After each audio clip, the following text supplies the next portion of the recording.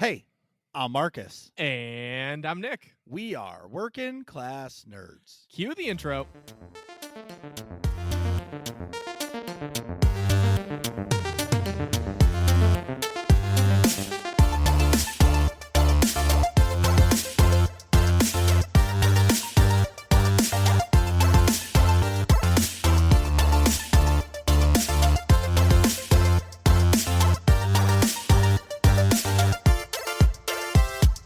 That's right. We are Working Class Nerds, the podcast that gives you no information about your favorite information. Today is Monster Thursday, December 3rd, 2020, and this podcast is available anywhere you find podcasts. If you Google it, you can find it. Also, too, big shout out to our European friends. You like us a lot more than Americans. You can watch me play video games at twitch.tv/MarcusB814. You can find the both of us on Twitter. I am at MarcusB814. And I am at Nick Vern. That's NickVern. In this week's episode, we're talking about Star Wars The Old Republic's new Update 6.2 and all of Season 2 of The Mandalorian that's out so far. That's episodes 1 through 5 or chapters 9 through 13 if you're keeping track that way. And joining us today is good friend of the show, Ted from the State of the Old Republic podcast. Welcome back, Ted. And what have you been up to? Hey guys, thank you for having me, and it's great to be back on your show. I've been doing a little podcast. I'm working on my next episode 108, which I hope to record this weekend. So be on the lookout for that next week, just ahead of Game Update 6.2 for Star Wars: The Old Republic, and of course, that's going to be the main focus of what I talk about in that episode. Other than that, I've been enjoying Star Wars: The Old Republic, especially enjoyed the new event, the Feast of Prosperity. It was kind of sad to see that end as quickly as it did. And then outside of Star Wars: The Old Republic, I've been playing a little bit of World of Warcraft Shadowlands, the brand new expansion that just released last week. How was it? I guess I should say, how is it? It's good. It's better than I thought. You know, it's funny. The Shadowlands is all about kind of going into the realm of death. It's where we would sort of go if you died in World of Warcraft. So I sort of say, like, Shadowlands is great, but the afterlife kind of sucks. You know, we find myself doing the same kind of stuff that I did in real life. And I thought, if I actually lived in Azeroth and died, and this is what my afterlife was going to be, kind of be disappointed. But other than that, It's a pretty fun expansion so far. Getting a lot out of it. Well, all the reviews that I've read have said it's not bad. It's not a bad expansion. And I'm like, well, that's not really a review. Are they giving WoW a pass? It sounds like it. You know what I mean? They're just like, it's better than shit. And we're not going to shit on them too much because it's halfway decent and it's better than Battle for Azeroth. Yeah. You know, I'm not really sure. I think it's a little bit early for me. Yeah, it's a little bit early to tell. I think to put a full review on it. You know, they tried to fix some of the issues, not just from Battle for Azeroth, but from Legion as well, with what you sort of felt like was endless grinding of different types of power to increase, you know, your gear and your character. They kind of limited that a little bit, so you have a little bit more breathing room. It seems to be a little bit more alt friendly at the moment. But, you know, I'll have to wait and see. It's only been out, you know, just barely, it hasn't even been 2 full weeks yet. So right. There's certainly a lot to do. So you have to give them credit that there's no shortage of content at the moment and things to keep you logging in right now. What I like about it is that they're giving you a full expansion.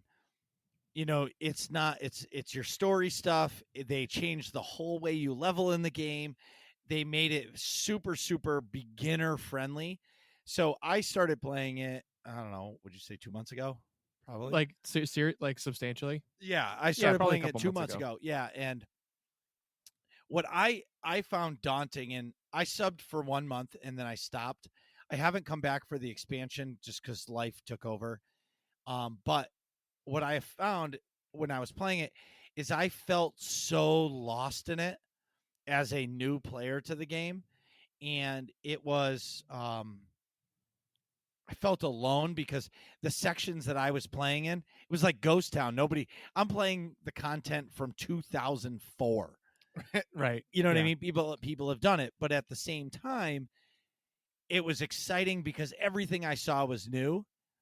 And I kind of like the mindless questing where you just go to an explanation or a question mark, you do the quest and you go back, and then there's no more quests around you. So you move on to the next area. Right. And that's how it like progresses. It's not story based per se. Yeah. Or that's how it is in that opening area. But I did feel completely overwhelmed. And when you're level 5 and you know that max level is 120, you're like, yee. Yeah, that's a daunting. long way to go. Right.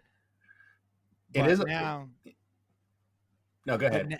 No, what I was going to say is, but now, with the level squish, now I haven't logged in since it came out. What is I'm eager to see, I guess I should say, is that when you log in and create a new tune, or I take the tune that I was already leveling, it's going to auto level me to something. So if you were level 30, it squished you down to, let's say 15 or 20, but the max level now is 60. And I feel like that's a doable number as a new player.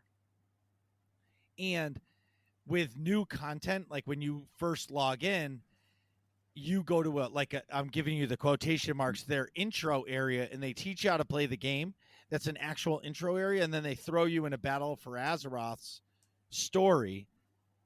And then you'll be able to go into the expansion at level 50 or whatever, or you can pick whatever expansion you want to do and then go into the new content, which I think is pretty cool.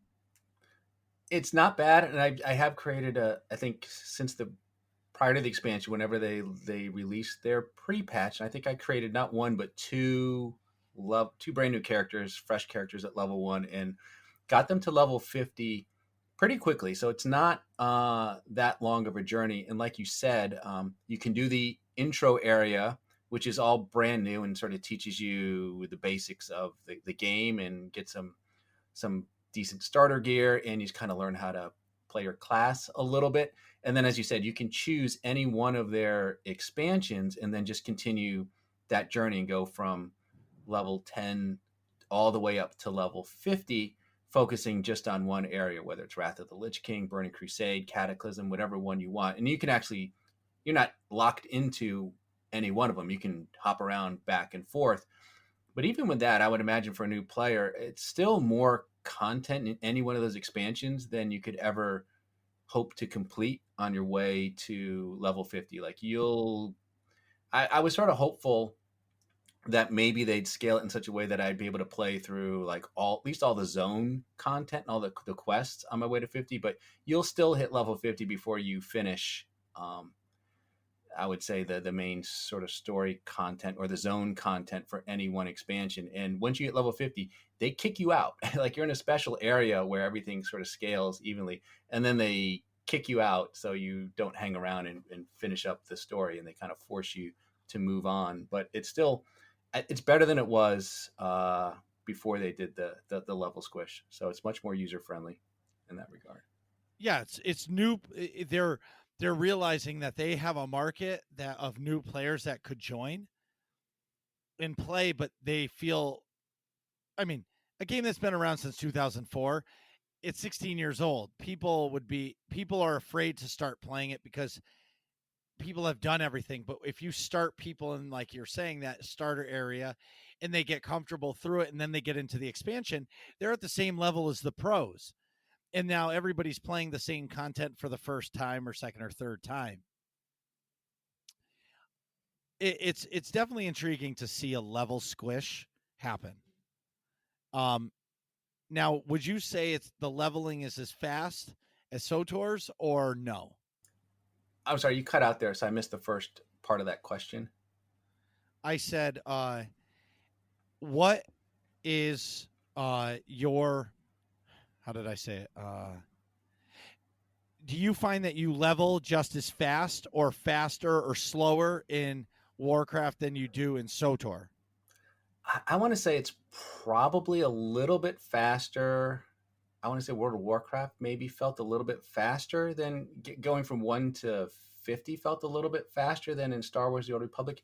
Here's what I like about Star Wars The Old Republic, though, that I don't like about World of Warcraft is you can at least get through all of the story content. Like once you hit max level, you can still go back and play all the stories, and you can kind of do it at your own pace. You can still do, end game stuff, but you can, complete um, things like Rise of the Hutt Cartel. You can go ahead and do that story at max level.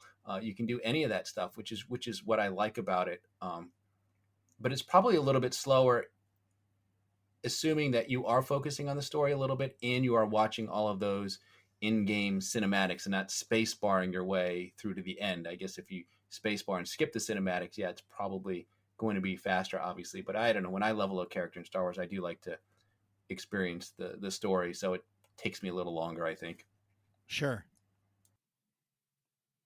Have you been playing any other games? Outside of those two, nothing right now. I mean, in fact, other Star Wars games. What was the one? Jedi Fallen Order. Like, I haven't finished that. I want to go back and finish that. I like that game, but I just never finished it. So that's something I want to go back and do. And I kind of have my eye a little bit. I haven't heard too much about it. I don't know if you've playing Star Wars Squadrons, or if you like that, or is that I don't know. I played actually today. So I was over my buddy Joey's house. He just got like a joystick and like throttle flight simulator kind of setup. He has a couple he has like pedals and a steering wheel for racing games too, with cars. Well, that's pretty sweet. Yeah. He has like a flying / driving simulator setup. So wow. I tried Squadrons today, and I am fucking terrible at the flying games. Yeah, but were you using a joystick or a controller? Joystick. Yeah, see, I feel like if I was going to play it and I was going to be halfway decent, I would need to use a controller. Yeah, that I mean the stick was fine, but once we like got it set up properly, but like I definitely don't do well in first person in those flying games. Like I was in the cockpit of a TIE fighter, and I'm like, just in like this debris field of like a broken up ship or something. Yeah. And flying around, and I'm like, I don't know what's up, down, left, right. I'm just like chasing like the icons on my screen from like where the enemy I selected is. Sure. And I'm just like, tipsy turving all over the place. I know a lot of people really like it, that like those flying games, but like we said, when we first talked about Squadrons, it's just not for me. But it's definitely a cool game. It's just not a style that I am into. I do know. I can't handle it. Yeah. I get sick. Like it's like I get crazy motion sickness because then I like barrel roll because I try to turn too fast. The next thing you know, I have no idea where I'm facing and I'm flying away from the battle. Right, that happened to me too. And it's like, turn around. I'm like, what? I thought I was going towards the fighters. Yeah, no, you're going up. What do you mean I'm going up? Right. Which way is up? Right. Yeah. It's all confusing. Yeah, I struggle with those things too, and I wish I didn't, because I like the idea of it. And like I every now and then I'll go into Star Wars: The Republic and give Galactic Starfighter a try, but I'm just terrible at it. I just cannot get the hang of it at all, and so it's just something it just frustrates me. It's not fun for me. I guess I don't know how many people actually play it or enjoy it, but that I just have a tough time with it. I go in there, I die very quickly. I don't kill much of anything, and it's not my thing. But I wish it was. Yeah, I'm kind of the same way. It seems like a cool game. I'm not good at it, I mean, it's not for me. But anywho, Nick, what have you been up to?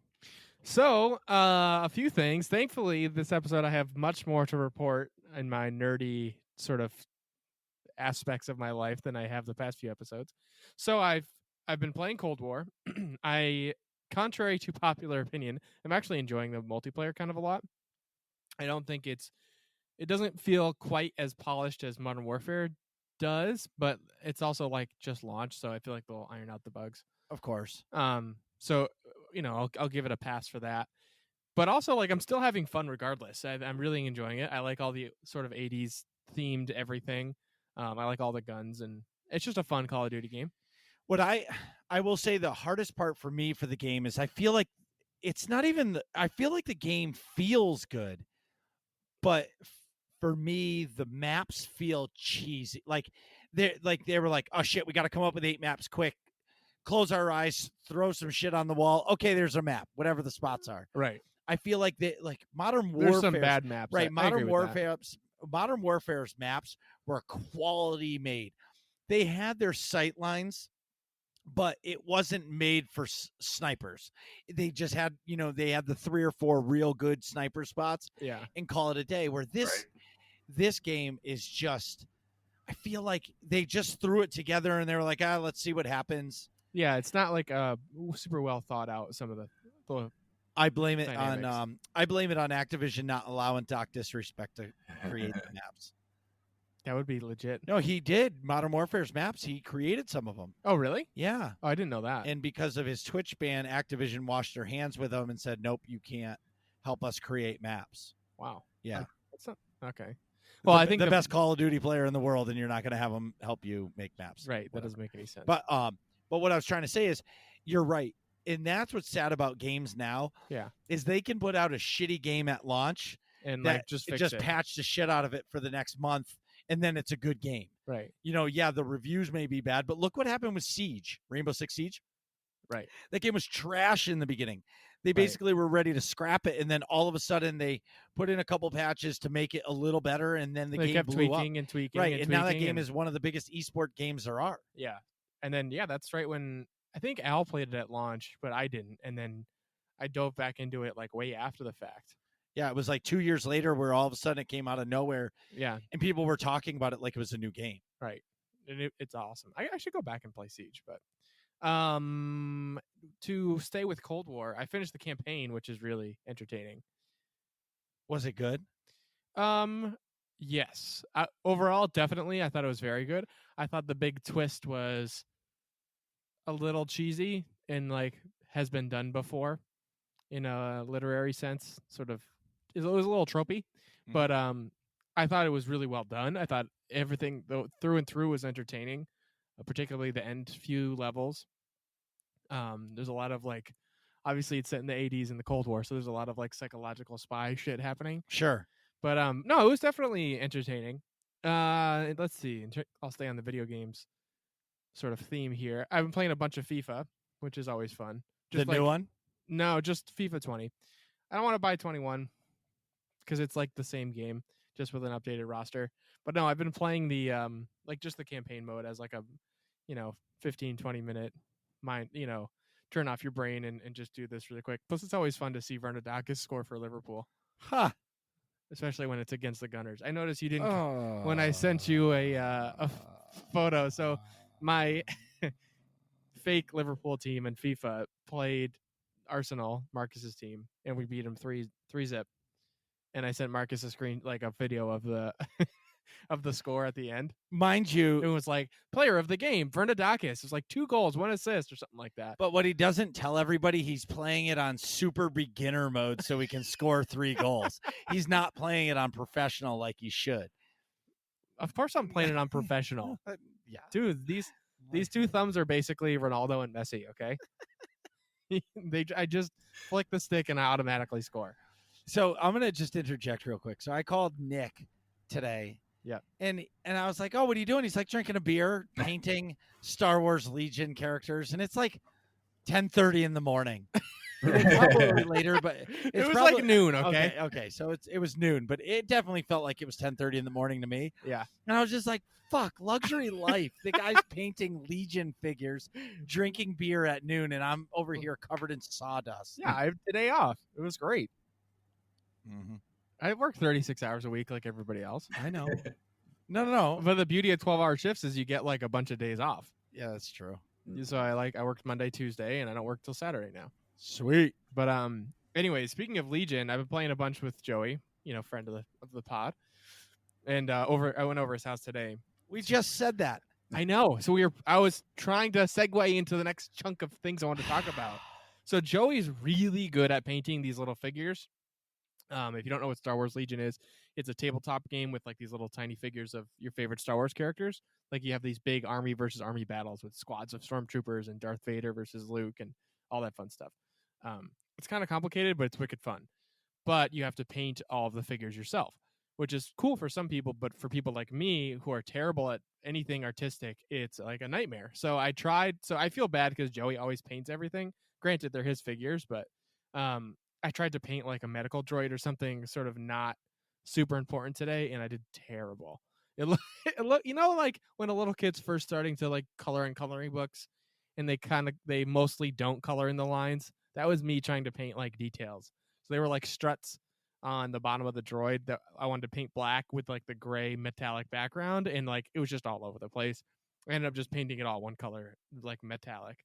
But so kudos to Joey for being able to do that successfully all the time, because I clearly cannot. Well, he started off and he sucked. Right. And then now he's been doing it so long that he's actually gotten good at it, where if you just suck less, you'll be as good as him. Right. Yeah. But obviously I'm terrible right now. So it's easier to just let Joey do it. But no, playing Legion all the time is wicked fun. It's cool to like, I don't know, be able to do real things with your favorite Star Wars characters. But in sort of like a more meaningful, almost like playing a video game as, your favorite characters, as Vader or Palpatine for me, or Stormtroopers, or Special Forces, whatever. It's always wicked fun. Let's see. Oh, and speaking of Star Wars, I'm almost all the way through Rebels, which is pretty sweet. I'm like at the end of season 3. There's 4 seasons if you didn't know. The most recent episode of The Mandalorian inspired me to finish Rebels, because I'm like, okay, I want to know exactly what's happened so far. Yeah, because there's some serious tinfoil hat stuff that we'll talk about later. No, yeah, it's good stuff. Yeah, I need to get through Rebels too. I think I'm gotten through. Yeah. Towards the end of season 2, so I'm like, but I keep meaning to go back and watch it. And now, like you, with what's going on with The Mandalorian, it's like and these callbacks. It's like, I got to go watch some Rebels. Got to watch Clone Wars too. I haven't seen all the Clone Wars either. There's a lot of Clone Wars. The end of Clone Wars, that new 7th season is legit. There's a few filler episodes where it's like R2-D2 and friends, which I don't love, but there's a part at the end of Clone Wars where something gets picked up in the snow, and I've never been so emotional about one section of the show. Yeah, I don't think I have an animated series make me emotional. Like I was just like, you can feel pain and suffering, and I'm just like, oh my God. Yeah. But anyway, it's the thing is now that I'm an old man. Well, no. I shouldn't say I'm old. I figured it out. Okay. I'm not old. I'm mid-old. I'm like middle old, right? I'm not I'm not young anymore, but I'm not old. I'm in like that weird point. It's like when you're like 17 and you have your license, but you're not 18, so it's not like you can go to the store and buy a scratch ticket, as an example. Yeah. Like you don't have that power, because like when you're turning 18, you're like, I'm almost an adult. Mm-hmm. It's kind of like the same thing. Like I'm not old, but I'm not young. Yeah. So I'm like that mid-tier old, and like you can still relate to both sides of the coin. Right. Like I can relate to the old, and then I can relate to the young, but because I'm caught in the middle. Right. I kind of wish I was just like the old side now, so then I could just be old. Yeah, then I could just be old and move on. You know what I mean? But anyway. I don't know. I mean, I'm older than you, and I'm still feel like in that mid-range there. I haven't quite caught up to the old yet, and not in any rush to get there, to be quite honest with you. No, I hear you. I don't know. For me, shows, the reason why I'm saying this is like the Clone Wars was awesome when I was a kid, because there were so many episodes that I could focus on and watch it. Right. But now it's like daunting to get through all 7 seasons. Yeah. Well, when you're watching the Clone Rebels, there's like 25 episodes per season. Yeah. And trying to catch up on that, I don't have that much time. Like this week's Mandalorian, it took me like 3 days to be able to watch it because I was so busy working. Like I tried to watch it on Friday, but I fell asleep because I started watching it at midnight or Saturday. Yeah. Saturday night, I started to watch it at midnight because I finished raiding, and I was like, I'm going to watch it now. And I turned it on, and like the new Star Wars, like all the faces were flashing, and I was like dozing, and I was like, okay, this is a waste of time. Yeah. But anyway, I was gonna say, so Rebels season 3. Well, I got a big leg up. So when I had COVID and I was stuck in my room for like 2 weeks because I didn't want to get the rest of my family sick, they would deliver. This is way back in April. They just delivered me food outside my room. Yep. And I would just watch Clone Wars, and I crushed all of Clone Wars, and then I crushed like the first basically 2 seasons of Rebels. So I didn't and then I think I was like on the 2nd or 3rd episode of season 3.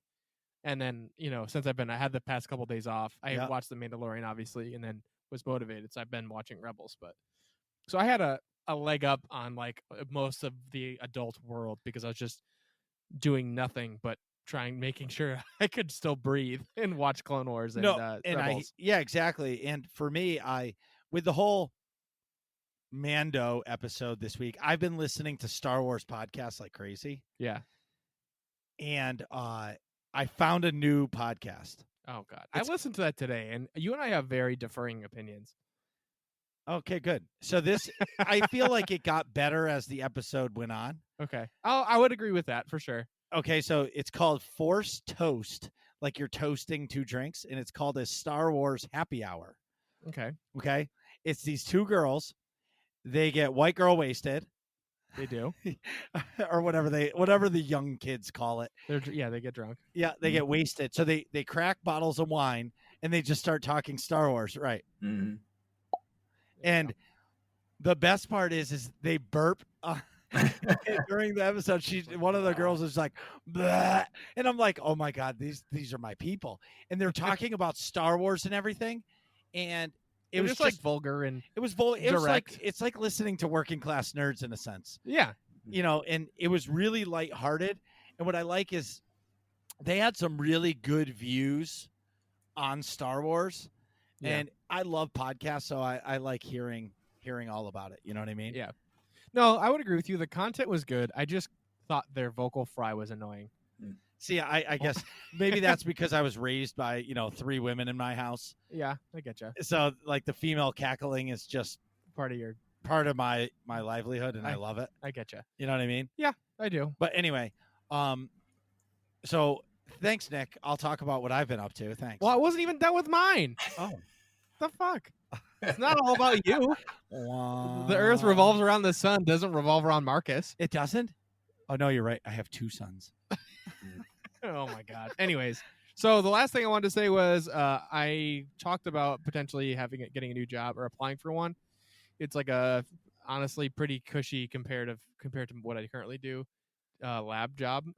Research job. You're gonna go fucking crazy. It's gonna be or you're gonna gain like 85 pounds.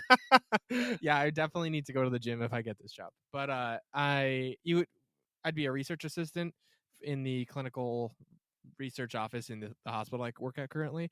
So I would go around and like interview patients and do a bunch of desk work, like compiling data and like documenting adverse effects of people doing like drug trials or whatever. I have a feeling it's going to be all COVID research like now, but I get paid more, and it's like Monday through Friday, 8 to 5-ish, no weekends, unless you have something comes up that's like a rare event.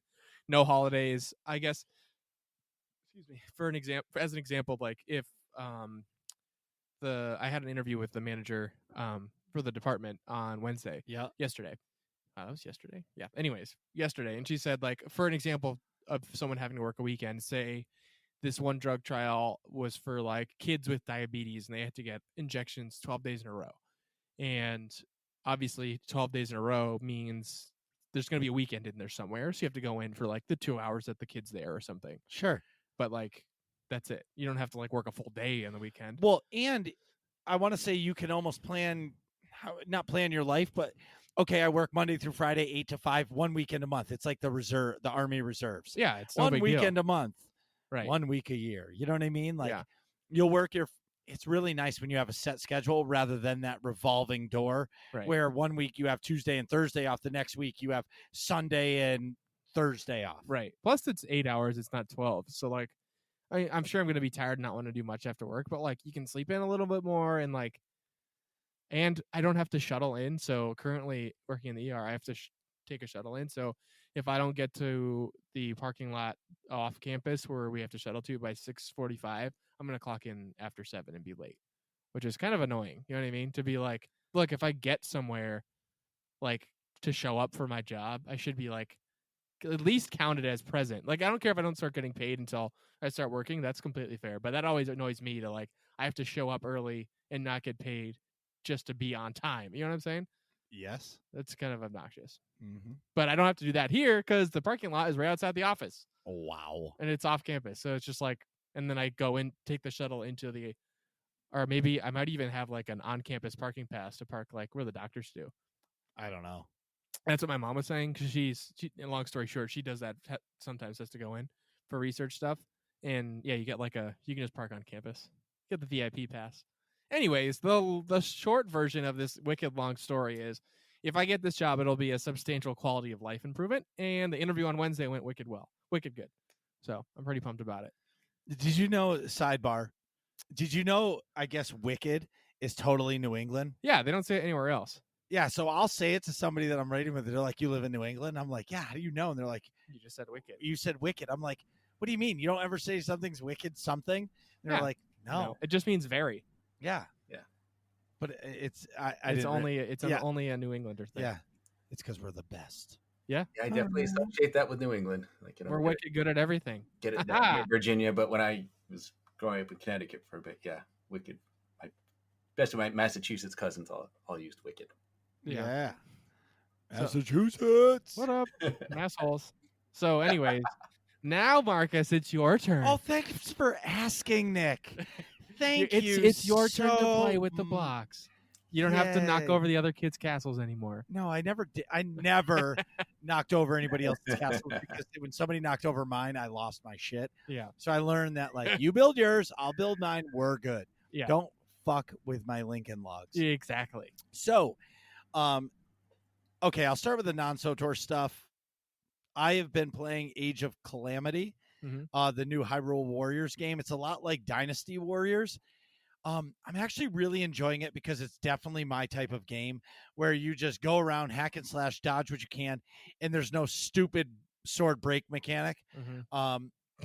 You hate that. I hate it. I don't like that kind of gating. Like Grand Theft Auto San Andreas, you used to have to eat, and if you didn't, you would die. Yeah. Like you had to like work out and like you had to do stuff. I was fine with that. Yeah. Because I'm like, okay, but I can still do stuff, but it's not like I shot a gun twice and it says jammed or it's old and like throw it away. You know what I mean? Like, don't mess with my weapons.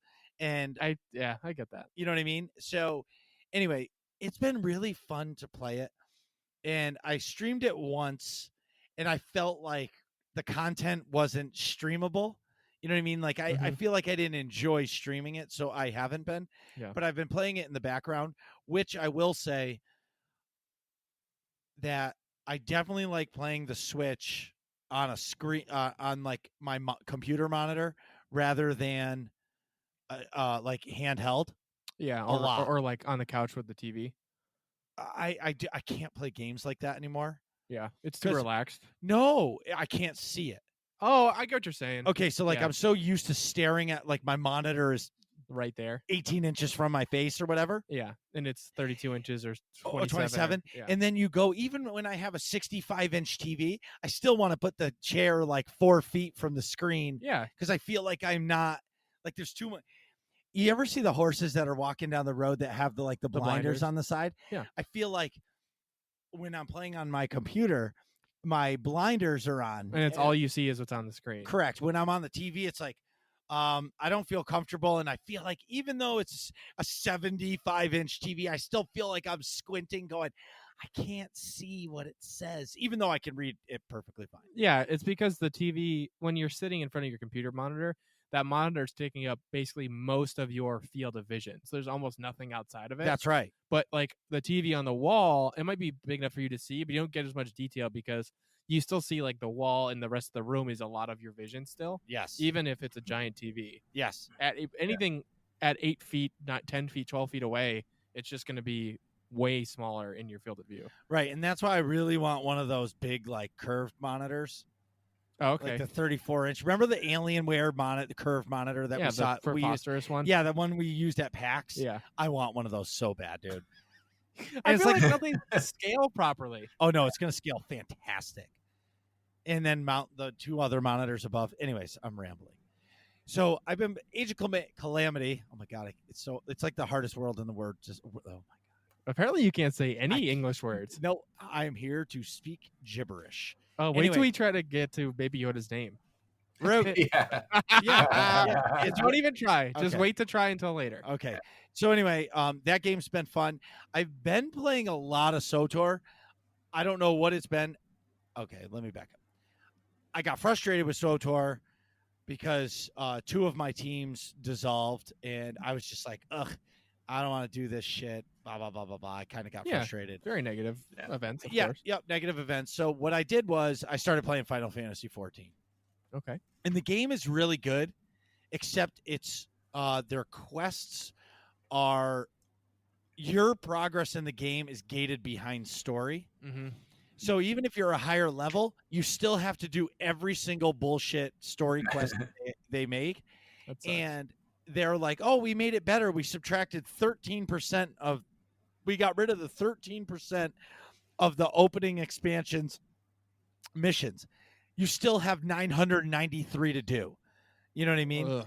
Yeah. And it's like, go to this train station and talk to this person. Oh, go collect 6 flowers.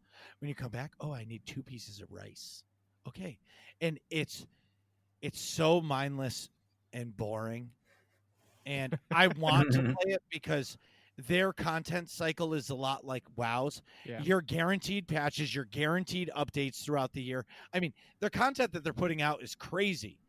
It's endless, essentially, in that game. And I want to play it because their raids are pretty legit. Yeah. But it's really hard for me to get into it. And they're like, oh, just buy a boost and skip it all. And I'm like, I feel like the first time you play a game, you need to play it all the way through. So, like, almost like you earn your stripes. You know what I mean? Yeah. Like, after I beat the first class story of the Sith Warrior, I didn't care if I level boosted somebody because I already did the story on that character. You know what I mean? Yeah. And in this game, you can't, like, you unlock a dungeon, the first dungeon, and you click play it. You sit around for a half an hour and wait for it you to find a DPS or a healer or something. And it's like, I wish they would just wake up and say, okay, you can solo these intro quests, these intro dungeons, because you get like 2 intro dungeons. Like, make those, soloable so you can push the players up. Because I do not want to sit around and kill things for a half an hour, because now if I sit around and kill things for a half an hour, my level goes up, but I still have to do all these story quests. Right. And eventually you're not going to earn XP because you're over leveled for the area. Right. So you're like, it really feels like the story quests are pointless at that point. Yes. Yeah. So I came back. So I've been playing my smuggler in SWTOR, and I just completed chapter 1. It's the first time I've done it. Mm-hmm. I finally got to kill Slavic, and for the record, Slavic is an asshole. And if you like Slavic and you're listening to the show, shut it off. You have been banned. Because that You've prick, been Slavic. Yeah, that prick stole my ship, and I was pissed. From like opening quest, boom, stole my ship. Oh, what an asshole. Yeah. Oh, yeah, he's a jerk. Yeah, and I think if you play a female smuggler, you have like the opportunity to, sleep with him or whatever, which I can't understand why you would go with that option. Some he's people. The worst. Yeah.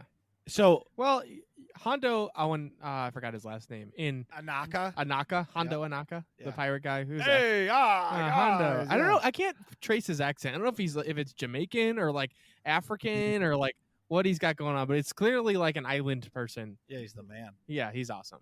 But he's kind of a dick, and he's also kind of not. And it's like, it's Hondo. Is it this kind of person, or is it Slavic? Is just a no? He's just he's just an asshole. Yeah, he's got no Hondo in him. He's just the bad parts. Exactly. So, anyway, what I like about playing the smuggler is I get to be, I don't know what the word is, like cocky, arrogant, like snarky. Yeah. And I'm playing it as if I'm Kitty Kisses, because the tune's name is Bromance Kitty.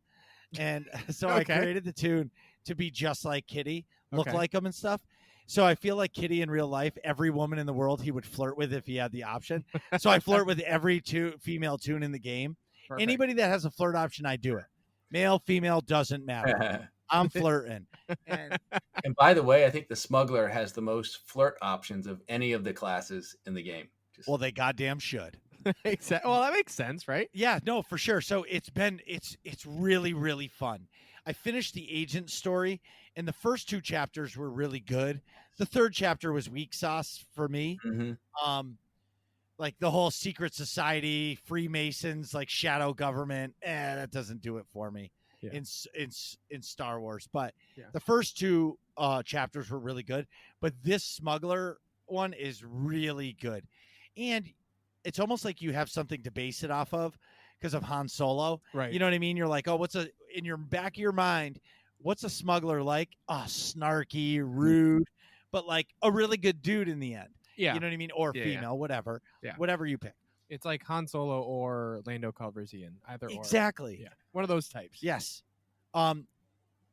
Needless to say, I have been enjoying that. I finally, so I'm on a new Nightmare team. I've talked about it. A Rules House of Pancakes.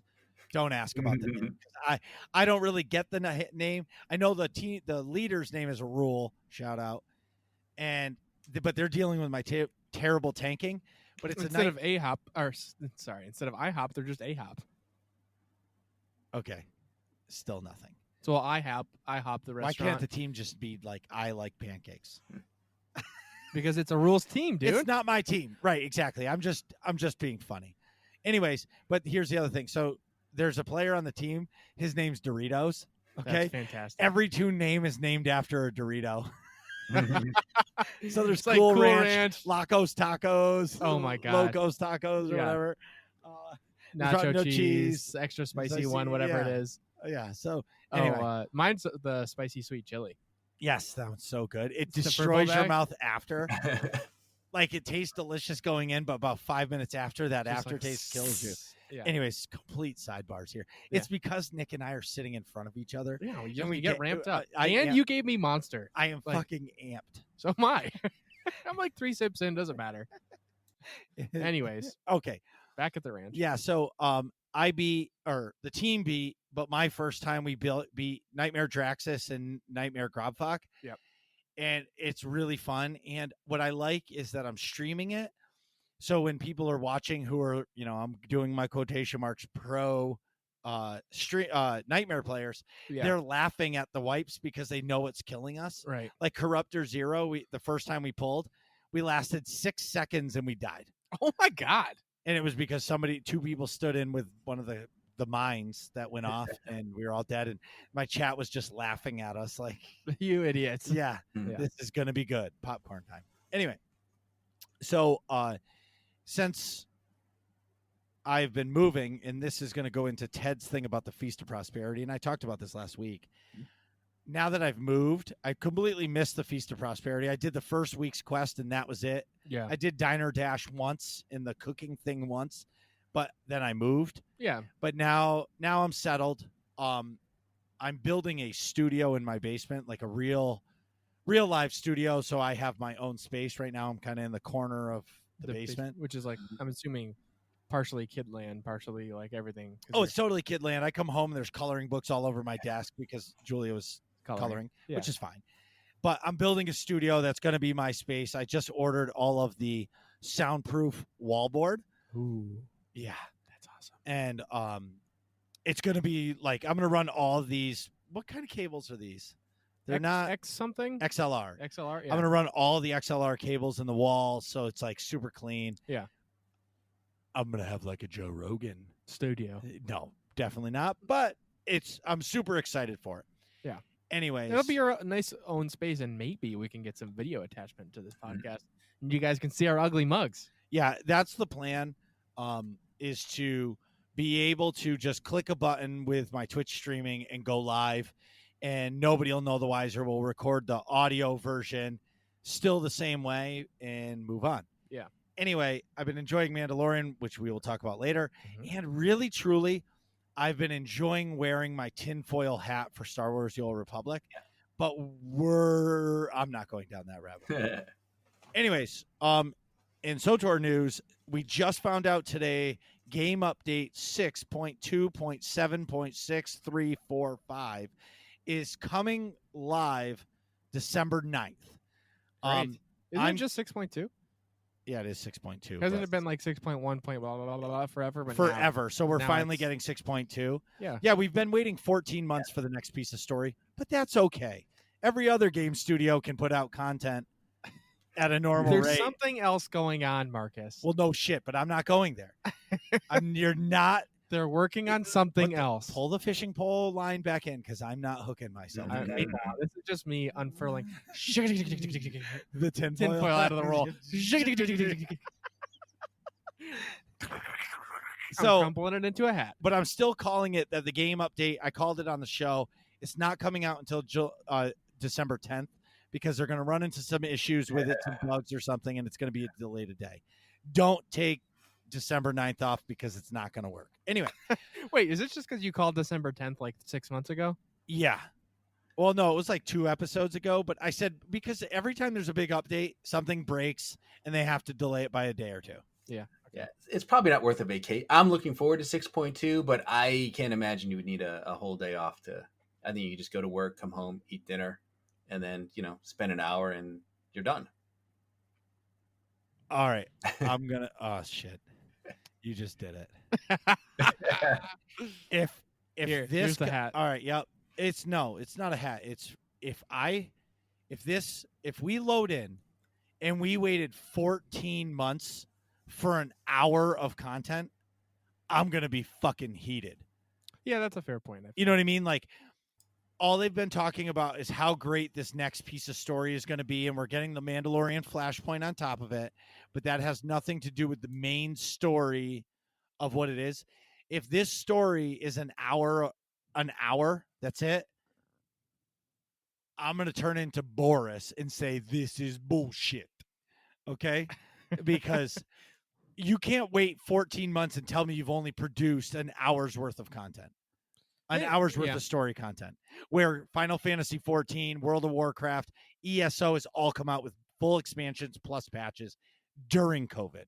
Yeah. You know what I mean? Yeah. And I know there's bigger stuff coming, whatever. Anyways, I'm just here to remind everybody too, there's big sales on the cartel market.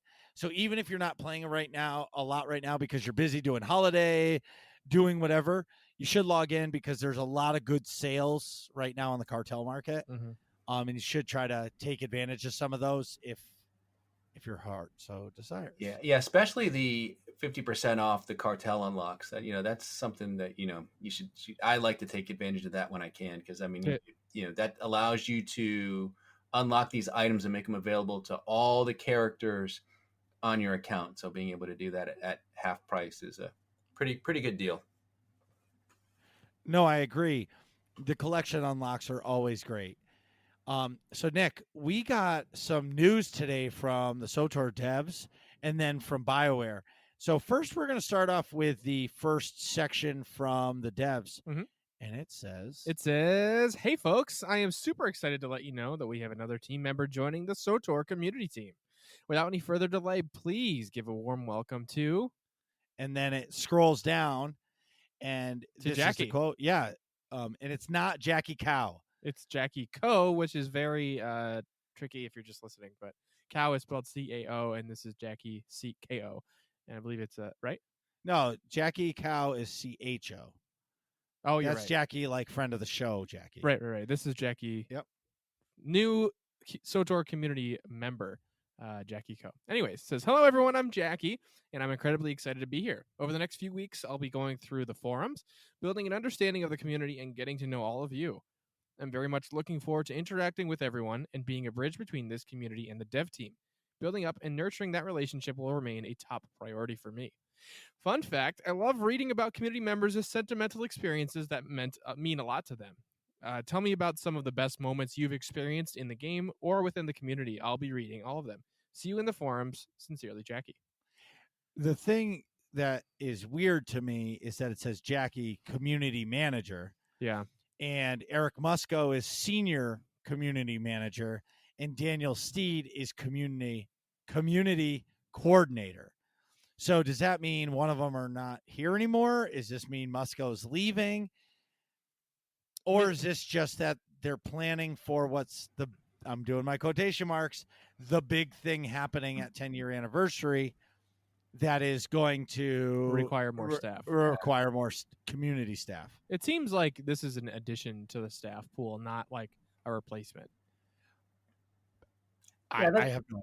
I don't know. That's sort of I like to be somewhat positive and optimistic about these things. So hopefully that's what this is. They're expanding. It just seems like an interesting area for them to expand at the moment. And, so I wonder what they're planning to do, if they're planning to do more Cantina type live streams like they just put together and maybe need help with that. I'm just not sure, given where things are, where they need the additional help for as far as managing forums and community stuff. Be interesting to see. Okay, fuck this tinfoil hat.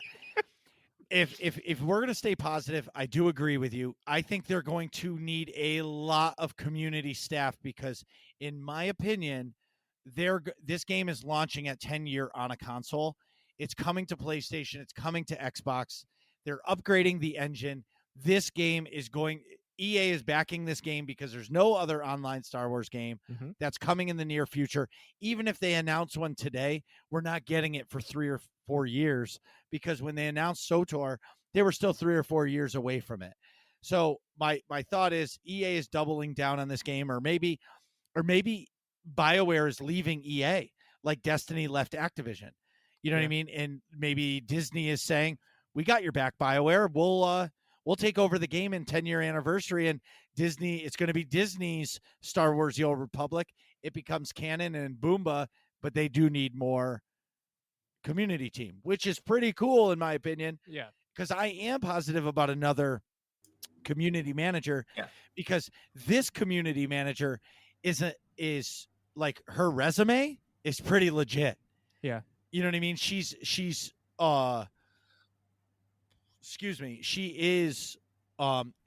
known. She's worked for some big companies.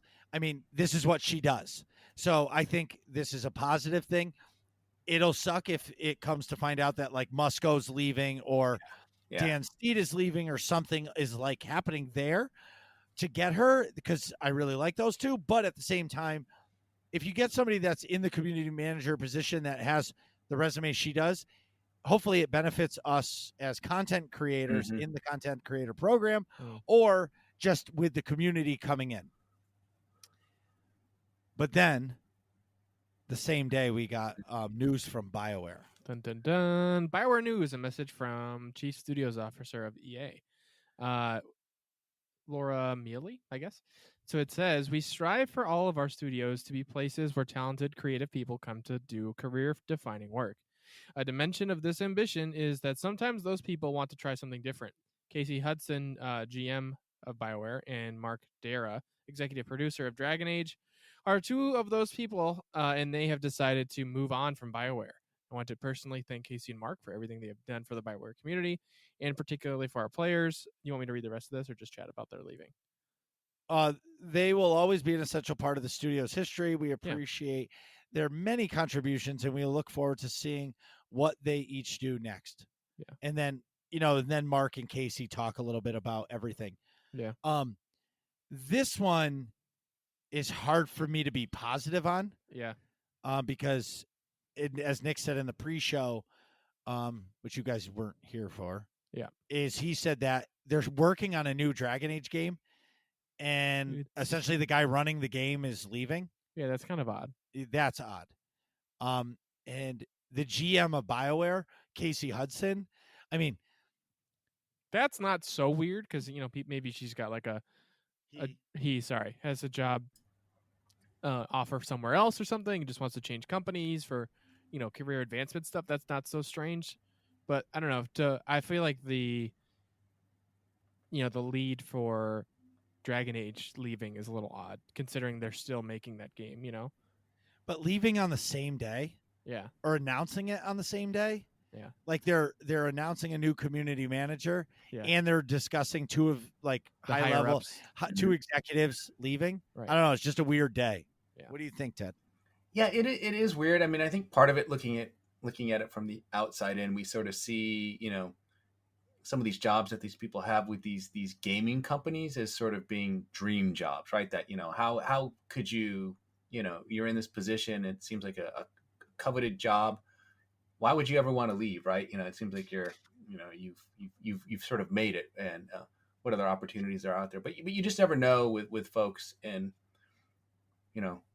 whether they get burned out or want to move on to something new. I think I saw a tweet from Casey Hudson who said he'd been there for like almost 20 years. That's a long time. So maybe he was just, looking for a fresh start. I don't know.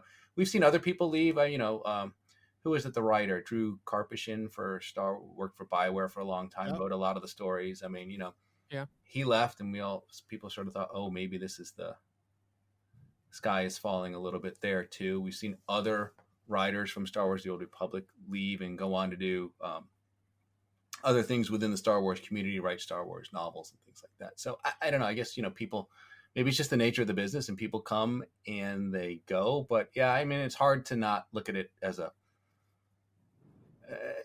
view it in a completely positive light, and not view it as sort of like a red flag as there's something going on that we should be concerned about here. And there was no mention of Star Wars: The Old Republic in their post. So is that good? Is that bad? Or maybe it means nothing. It's hard to say.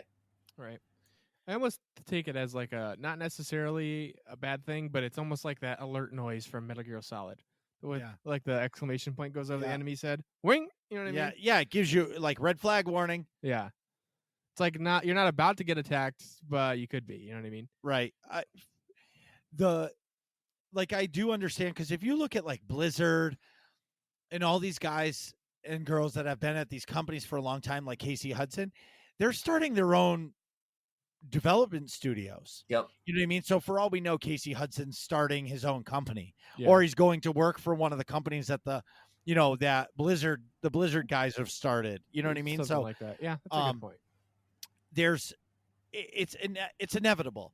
The big companies always, I worked for a company for 6 years, and then it got to a point where it was time for me to have my own business, and I left, and now I have my own business. Right. So it is the evolution.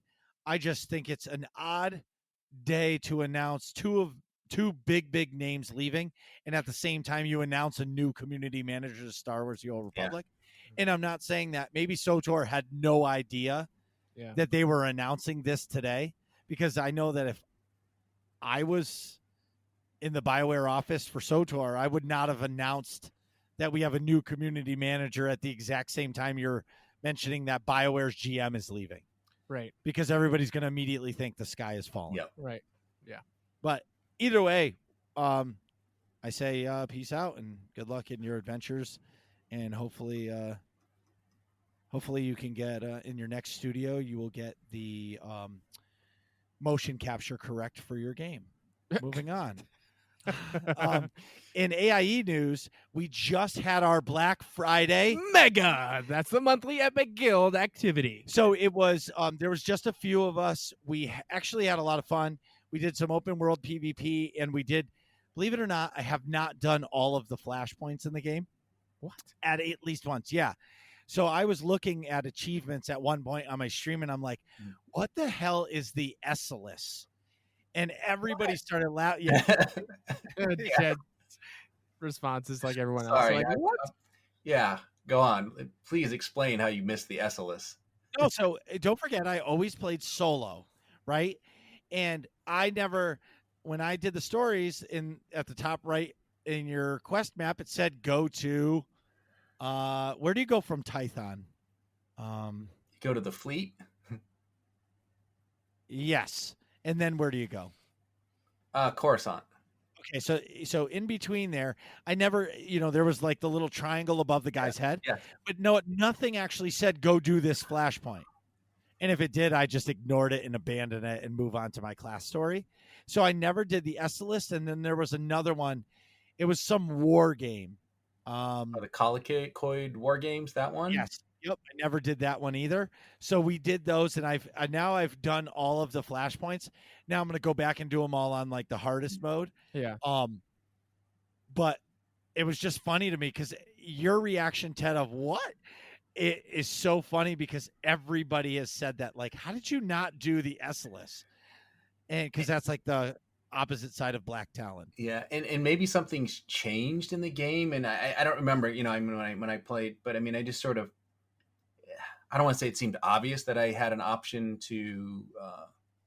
I want to feel like maybe there was a breadcrumb or something when the game launched to lead you to that particular NPC who gave you the mission. He basically says, "Hey, you have two choices. You can go directly to Coruscant, basically, and take the shuttle, and same thing with going to Drummond Koss, or you can do the Flashpoint. Now, you say the Black Talon is the Imperial side, and the Esselis is the one for the Republic, and they're very good flashpoints. Those two flashpoints were very well done, very well polished, strong story. They were like basically your first introduction to running flashpoints in the game, and so they were both quite good.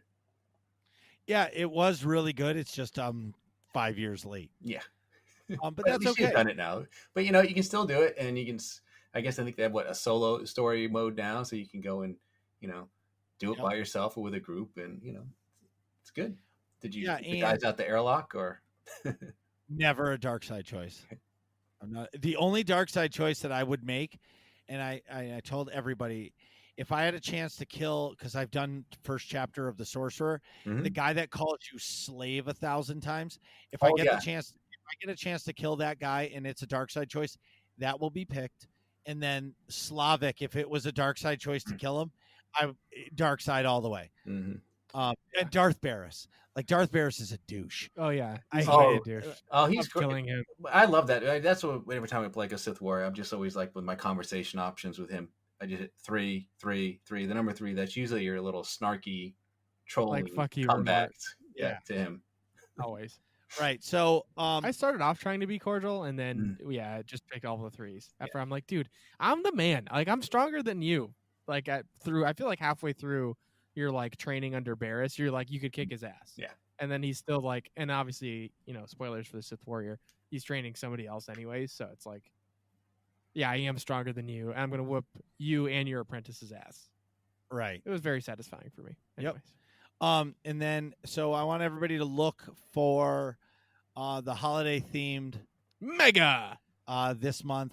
I'm thinking Friday, December 18th, because, that's what I'm thinking right now. Or we might do it on a Saturday, but with holidays and everything coming, I'm thinking Friday the 18th might work, or maybe we'll combine it with a mandatory fun night and kind of get everybody together. Lastly, congratulations to Nicodemus, friend of the show, for becoming the newest AIE community officer. And if all this sounds fun to you, go to AIE-guild.org. Jump in the Discord and ask for a guild invite, whether or not you play Star Wars The Old Republic or any of the other games we play. And we mean any of the other games: Call of Duty Cold War, Final Fantasy 14, Guild Wars 2, Diablo 3, World of Warcraft, Star Wars The Old Republic, Destiny 2, Lord of the Rings Online, Animal Crossing, and Pokemon, Call of Duty. I mean, you name it, we play it. Exactly. Yeah. Come say hi. One of the largest, most organized gaming guilds ever. Yeah. Come on down. And lastly, if you want to join the Working Class Nerds Discord, come find me at my Twitch stream or on Twitter or in the AIE Guild, and I'll make sure I get you in our Discord and listen to. It's mostly me bantering because Nick is terrible with Discord. I can't figure out how to turn notifications back on, so I never see it. Yeah, so I really want Nick to get involved because some of the shit is ridiculous. I'm trying. And I'm sorry, lastly, I laughed so hard today because this is what I woke up to, because last night is when I cleared those 2 nightmare fights, and I was so excited. Shit. Where is it? I'm sorry. Stalling? No, I'm not stalling. So you think I'm stalling? So you think? Oh no, it's under picks and bets. I think that's from Zootopia. So you think I'm stalling? What does that mean, really? Stalling. Oh, okay. So I did it, and I thanked Dash Zombie for watching the the stream, and Medulla says, "Oh, okay. Wait a minute. Who would have thought 2 years ago that Captain Marauder stands in circles would become a nightmare tank?" And Dash says, well, Marcus stood in circles? He used to actively seek them out, stood in circles that the rest of us didn't even know existed. And I just, like, literally, I pissed my pants laughing so hard. So thanks, Medulla. You made me laugh. That's fantastic. Nick, do you got to go to the bathroom? I super duper do, because of this stupid monster you gave me. So we'll be right back. Geez, Nick, hurry up. We're trying to finish this podcast. And we're back. So today we're discussing the new season of The Mandalorian, because I kind of forgot to talk about it in previous episodes. So we're going to talk about all 5 of the episodes that have released. We're going to talk about what we like so far, our crazy conspiracy theories, and just all the things that we want to talk about regarding the show. All right, first question. Okay. Do you call it episode 9, 10, 11, 12, 13, or do you call it season 2, episode 1, 2, 3, 4, 5? I call it season 2, episode whatever. 1, 2, 3, 4, 5. Ted? Yeah, I'm same thing. I use season 2, episode 1, 2. I haven't really been referring to them as, what are they? I don't even know if they call them like, they call them like chapter something. Chapters 9, that's how 10. So I have not been referring to them as chapter 10, 11, 12, whatever we're up to. Oh, see, that's the way I do it, because that's what's on the screen, so it's so easier. So when people are like, "Oh, did you see season 2, episode 5?" and you're like, "What number is that?" They're like 13, stupid. I'm like, "Oh yeah, that one's good." Yeah, that so one's you good. say Like, I can't keep chapter up. 11. I have to do math in my head now to figure out which Like 8 to plus translate it to. 4 is Yeah. Oh, that's 12. So minus 1. Oh, okay. Yep. yeah. Yeah. So you're talking episode 3, Right. Yeah. You know. So I use my number skills at work all day. I can't do it. Anyways, so I guess I'll narrate this a little bit. So we left season 1 with Mando and Yoda Baby. Yep. Because this is pre-name. Yep. Yoda Baby, and he's been given his new Creed job is find out where. Hey, you got to find the Jedi. Yeah, you got to find. No, you got to find his species and his kind, and like. No, the Jedi. No, I interpreted that too. I think his kind wasn't necessarily a species, but it was the Jedi, that because he had force powers. That's what I think the armor smith, whatever she was called, viewed as his kind. I concur. Force users of some kind. And I took it completely different. Yeah. Which is fine. So we were left with that. Mando pissed off some people. He did some good. You know, it was pretty cool. So immediately we get into this new season, and what a way to start off. We end up on Tatooine. And I love, like, so I'm a big, sorry, I mean to cut you off. No, I was done. I'm a big Western fan, and I've said this anytime we talk about The Mandalorian. I really like Westerns anyway. So then that first episode when he's like, you can hear like the spurs clinking almost, like when he's riding the speeder bike through that first town, and all all the locals are just like on the porch staring at him like, who the fuck is this new guy? You know what I mean? And then you've got like, this town ain't big enough for the 2 of us in Mandalorian armor. And it's like the face off. And then of course the Great Dragon rolls through. And I've got like, when I first heard the rumbling, I'm like, is this fucking Tremors? Like the sci-fi movie with the underground worms and stuff? Cause I think that has a Western setting too. Wait, but and I've let this go because I was putting on my coat because it's chilly in the shop. Yeah. How can you just buzz over the fact that it was Boba Fett's armor? Oh, I know. You know what I mean? Like, you completely skipped over that. Like, that was my next bullet point. No, that's the worst description ever. Mando goes to a town looking for a Mandalorian, and whose armor is it? It's Boba fucking Fett. That's true. Okay. I did notice. I was like, oh, so when I first see it's the Marshal or whatever I don't know his real name. I forgot. Yeah, Cobb Vanth. Thank you. When Cobb first walks into the doorway, I'm like, I don't like this version of Boba Fett. It's like he's like too skinny and like I feel like his armor's like I get it's supposed to be disheveled because like he was in a Sarlacc pit, but like it just looks weird. And then I was really thankful that it wasn't Boba Fett. Like when he was like, oh yeah, I'm Cobb Vanth, I'm the Marshal around here, blah blah blah. And then I immediately thought, oh, then if he has Boba Fett's armor, then Boba Fett's definitely dead. Yeah. So this is one of the things I like about the Mandalorian. I'm starting to get a little bit nervous about it. So of course, I haven't read the Aftermath series of books, but this was, Cobb Vanth was referenced in an interlude in one of those books, and it talked about how he got Boba Fett's armor. So, people that I guess have read those books probably would have assumed that that's who this was all along. Yeah. So like I said, and I'm always feeling like every time I watch an episode, I've got to go to YouTube or Wikipedia and do a whole bunch of research to find out what the heck did I just watch here, because they seem to be doing some deep cuts into some of the other novels and stuff, that are out there. So so Cobb Vanth wasn't a brand new character. Like I said, he was in one of these interludes in the Aftermath series, and it talks about how, and he's the marshal of this town wearing Boba Fett's armor, and I think it sort of talked a little bit what they confirmed in this episode about how he got the armor. So they just kind of took that bit of story and ran with it and sort of confirmed it, I guess. What I liked about Cobb is he was like positive from the beginning, right? He came in and Mando was just straight up, "Where'd you get the armor?" It was no business except, "Give me the armor, I'm going to take it from you." Yeah. And Cobb was like, "Chill, bro. Like, let's have a drink. Let's have a drink, dude. Like, let's chill. It's all good in the hood." Right. And I didn't realize that they mentioned him in the Aftermath books, because I listened to all the Aftermath series on Audible, but I guess it was such a small part that I don't remember it. Or I was dozing off or cutting wood or something while I was listening to it. I was like half listening to it. But I did like that Cobb was his self-proclaimed like marshal of that area. And it was kind of cool to hear that, like, the only reason why that town has been safe was because of Boba Fett's weaponry. Right. Which is cool. Yeah, that's wicked sweet. Like, nobody was messing with him because he had the Mandalorian armor. Right. That is cool. Now the crate dragon, I mean, how cool is that? That was wicked cool.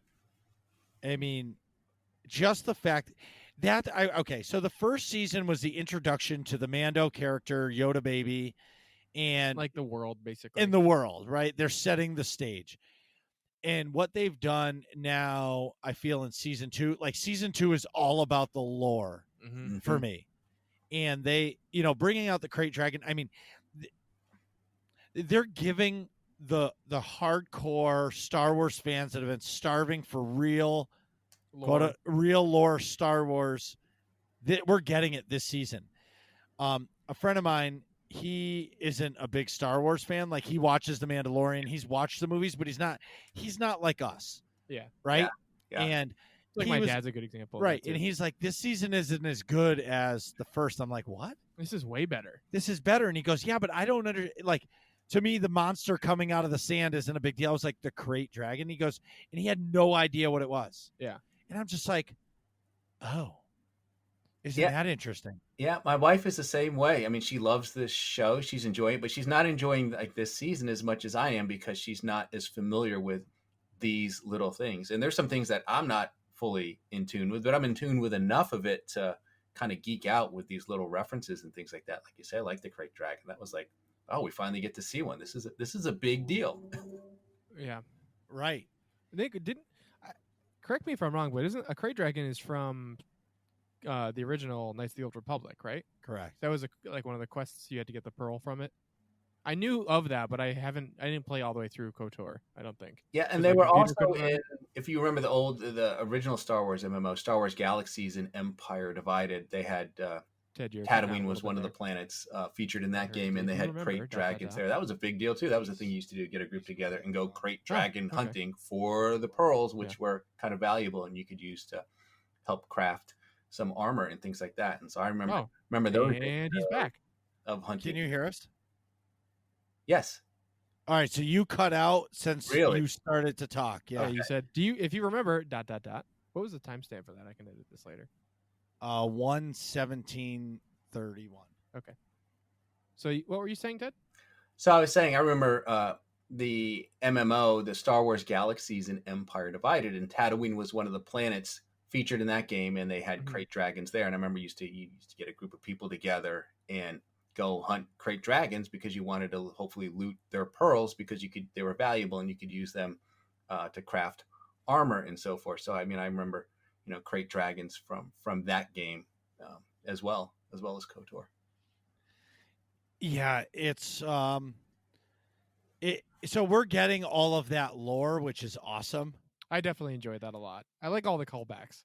I freaked out at some of them that we'll talk about in a second. But and then at the end of the first episode, you got Boba Fett right at the end. Yeah. So what I'm curious of is, was that just like a teaser to say, hey, okay, yeah, alive. like he is alive, okay, move on, or is he gonna show up in a later episode, right, saying, "Where's my armor, dude?" Right. Because correct me if I'm wrong, but has Mando been to Tatooine before? Yes. Last season, right? He did go visit it in season 1. Okay. And is that the same one? That's where he was when like that other crappy bounty hunter like tried to team up with him and then turn against him? Yes, that was that episode. And I remember whoever they were going after, she was Yeah. killed, and that's when you had this mysterious figure, which we walk up to her, thought might be Boba Fett. We don't really know, but probably wasn't now, I guess, at this point. Not sure who that was. That's sort of one of these still dangling threads that hasn't been sorted out. Okay.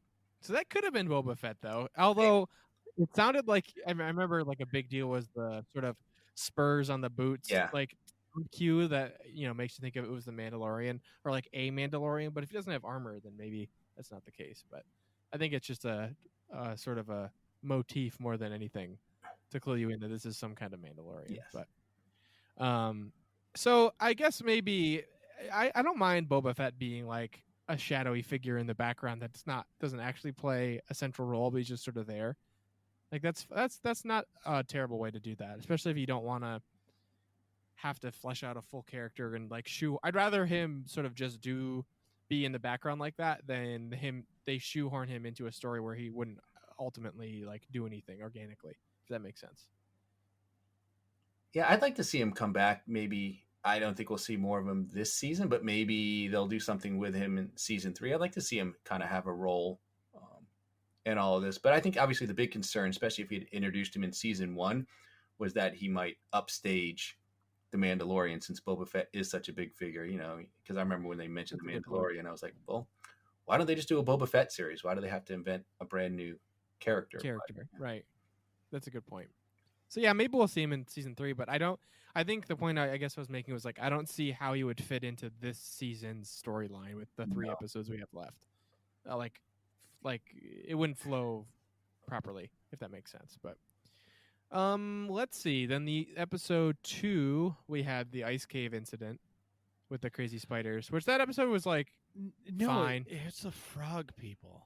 Yeah, the frog people. What, Marcus? What do you think about the frog people? No, I want to hear what Ted has to say. Now, here's my problem with that second episode. One, it was way too short, right? It was like barely over half an hour. The first episode was like an hour long, and then this episode was about a half an hour, and it was basically just like an interlude, right? It wasn't that integral to the whole story. I felt like they could have combined this 2 and 3 and made that one episode in that. So I feel like we kind of I got ripped off here. Like I needed more Mandalorian than what I got. But other than that, I thought the episode was okay. It was kind of neat to see that spider creature, which was a callback to some concept art that Ralph McQuarrie had done for The Empire Strikes Back. It was a creature they had considered that Luke might encounter on Dagobah. So that was kind of cool. That is for sure. You're right, because he dealt with the rebels in those 2 episodes. Right. Yeah, it almost seemed like that was cut into 2 episodes. It was originally 1. It's like, hey, this is too long. Let's just restructure it and make it 2. Well, I think that is exactly what happened, because if you combined them both, they would have been an hour and 20 minutes. Yeah. No, an hour and 40 minutes, something like that. No, they were both short. It was like a half hour and a half 42 minutes, yeah. Yeah, 42 minutes, I think, for the other one. Okay, my opinion is they did a great job with the frog people showing emotion and getting you to like those characters. Yeah. Um, And as like a sort of a plot device to like motivate Mando to go somewhere, or like have to protect somebody. Yes. And what I really liked is that Yoda baby, because we still don't know his name, ate the eggs because he's a savage. And I loved that the internet went bananas about it. Like they're like, he's eating baby eggs. And no, they must have said it like 50 times that they're non-fertilized. Like he's just a baby that's hungry. Eggs. Like how much food is Mandalorian Mando man feeding him? Like he's clearly hungry. Like feed the kid. Yeah, like if I saw a big jar of eggs, I'd want to cook them too. Right. You know what I mean? So for me, I think that episode, it was good. But at the same time, I think it was more of they wanted to get the rebellion involved and like tie into the New Republic, because I think it was awesome how in the beginning he ran from the rebels or the New Republic, and then they found out who he was and how he saved that rebel like jail ship. Right. And no, he raided it, but then he did something where he saved. Well, no, he saved somebody on it. Yeah, he saved somebody on it, right. And they were like, he's like, "Am I under arrest?" And they're like, "You should be, but you saved our boy, so get the hell out of here." And he's like, "You're gonna help me fix my ship?" And they laughed at him and flew away. Yeah, which was great. I thought that was cool. Yeah, and then something that I noticed about the pilots, they were shooting, it looked to me like the E-11 blasters from from the Stormtroopers? Yeah. One of them looked like he had an E-11. Oh, I didn't pay that close attention. I wish I had now. And then one was one of the sniper rifles from Battlefront 2. Right. Yeah, I'm not sure what weapons they were. I think they've been identified, though. I probably could go look those up. Right. One of those pilots was Dave Filoni, by the way. I don't know if you... I didn't notice that. I did not notice that, but now I remember. Yeah, I saw a funny meme that said Jon Favreau is in the hospital for a broken back, and I was like, oh my god, and it said, I guess the broken back was caused by carrying the entire Star Wars franchise on his back for so long, and I was just started laughing, and I sent it to Nick, and he's like, I knew this was going there, and it's so true. But I'm actually going to tip my cap to Nick on this because he said it a while ago, and this is before Mando came out. Yeah. He was like, TV shows are a way better way to tell a story than a movie. Mm-hmm. And I agree, because they can make a mistake in one episode and redeem themselves in the next. Yeah, that's completely fine. And I'm curious to see if we get a actual Star Wars movie now. Yeah. Or if it's going to be, years down the road once the High Republic like works itself out. Yeah. Because it's, the TV shows are working. They're great. Even Rebels is good. Well, all the shows. Yeah. Where I feel like when you're throwing a movie on a screen for 2.5 hours, like if they did Mando season 1 in 2 hours, it wouldn't be the same. You would have got, I have spoken. Yoda baby, season over. Oh, Darksaber, it's over. Right. You know what I mean? Like, it wouldn't have gone into the depth that it did, and you wouldn't have felt what you did. But this also, what I love about, I'm happy. Disney is proving to be a family company in the sense of binge TV shows are over. In my opinion, like Stranger Things or any big show that comes out should go episodic. Yeah, it keeps you... Well, it keeps you talking about it. Yeah, and also, like, from a straight-up money perspective, keeps you subscribed to their streaming site for longer. Well, it does, right? You do stay subscribed, although you could just wait until all the episodes are released if you want to be patient and then binge watch it. But I like doing this episodic one a week, too. And it gives you a chance to... Have you both ever watched Stranger Things? Yes. I have not. I didn't watch the third season, but... You did? You have not, Ted? No, I've heard good things about Stranger Things, but I've not. It's really, really good. But Nick, what I was going to say is, what happened season 1, episode 3? I have no idea because you binged through it and got to the final. Exactly right. Final episode. Where this, with the episodic, like we're talking about episode chapter 13, and we're deep diving into it. Yeah. Where it's just not another episode to get us to the end. Right. And I've only watched these once. Like I've not gone back and really rewatched any of it, much to my surprise. But and we're able to talk about it. That's how much we like it, right? Because we're able to just see it one time and then delve into all the details. Yeah. Yeah. So, episode 2 of season 2. No, do you want to move on to 3? Well, no. I was gonna say is then we got somebody from Rebels. Yep. Oh, this is completely spoiler town, by the way. Shit. Of course. Well, whatever. Whatever. They knew that. If we're talking about the whole Mandalorian, season, yeah, so yeah. it's fine. Bo-Katan. That was so cool.